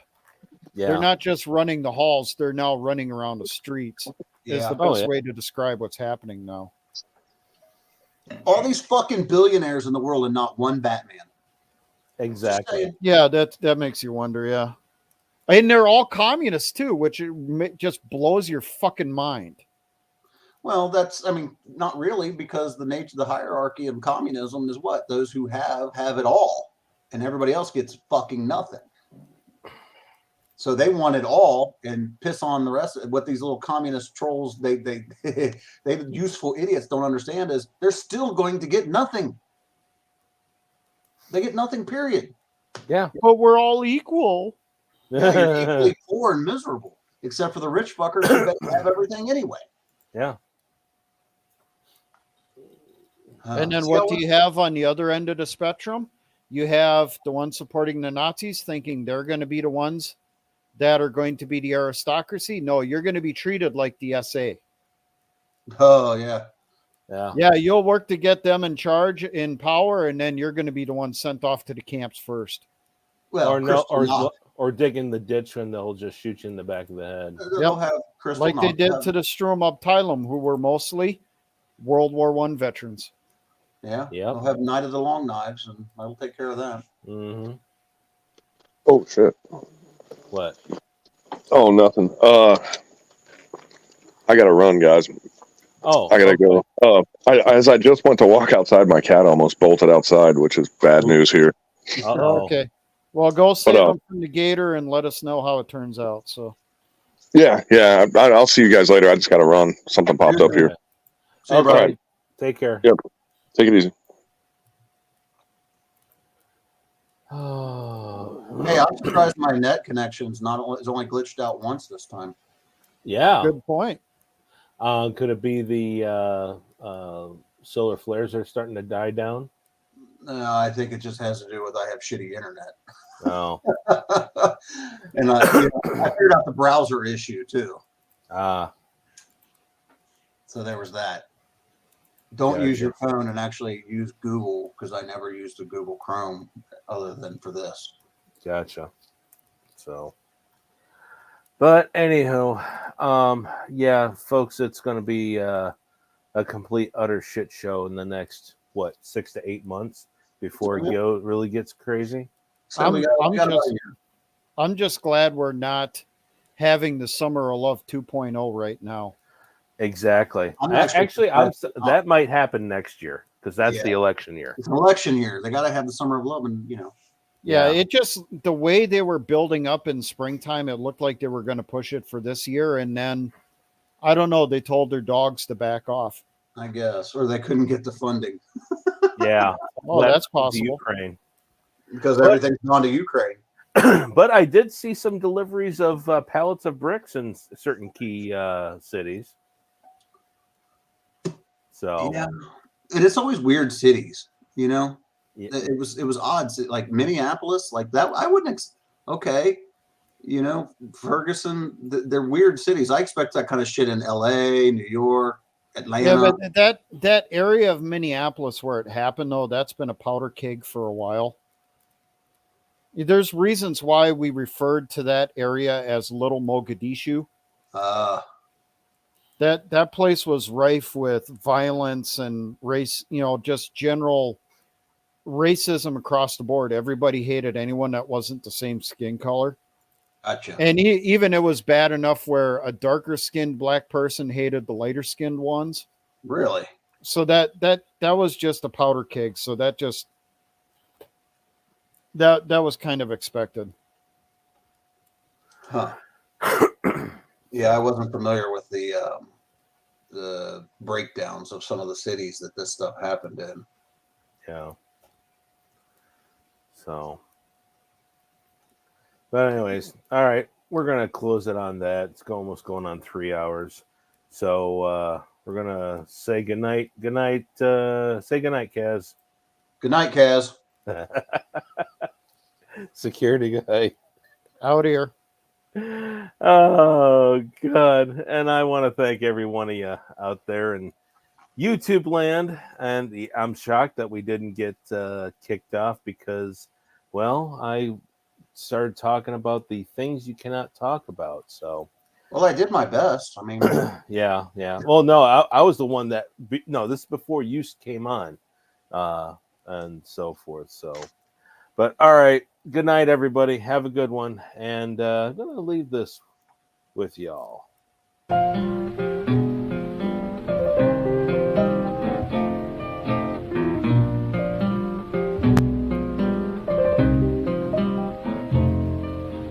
It's all over, but the cry,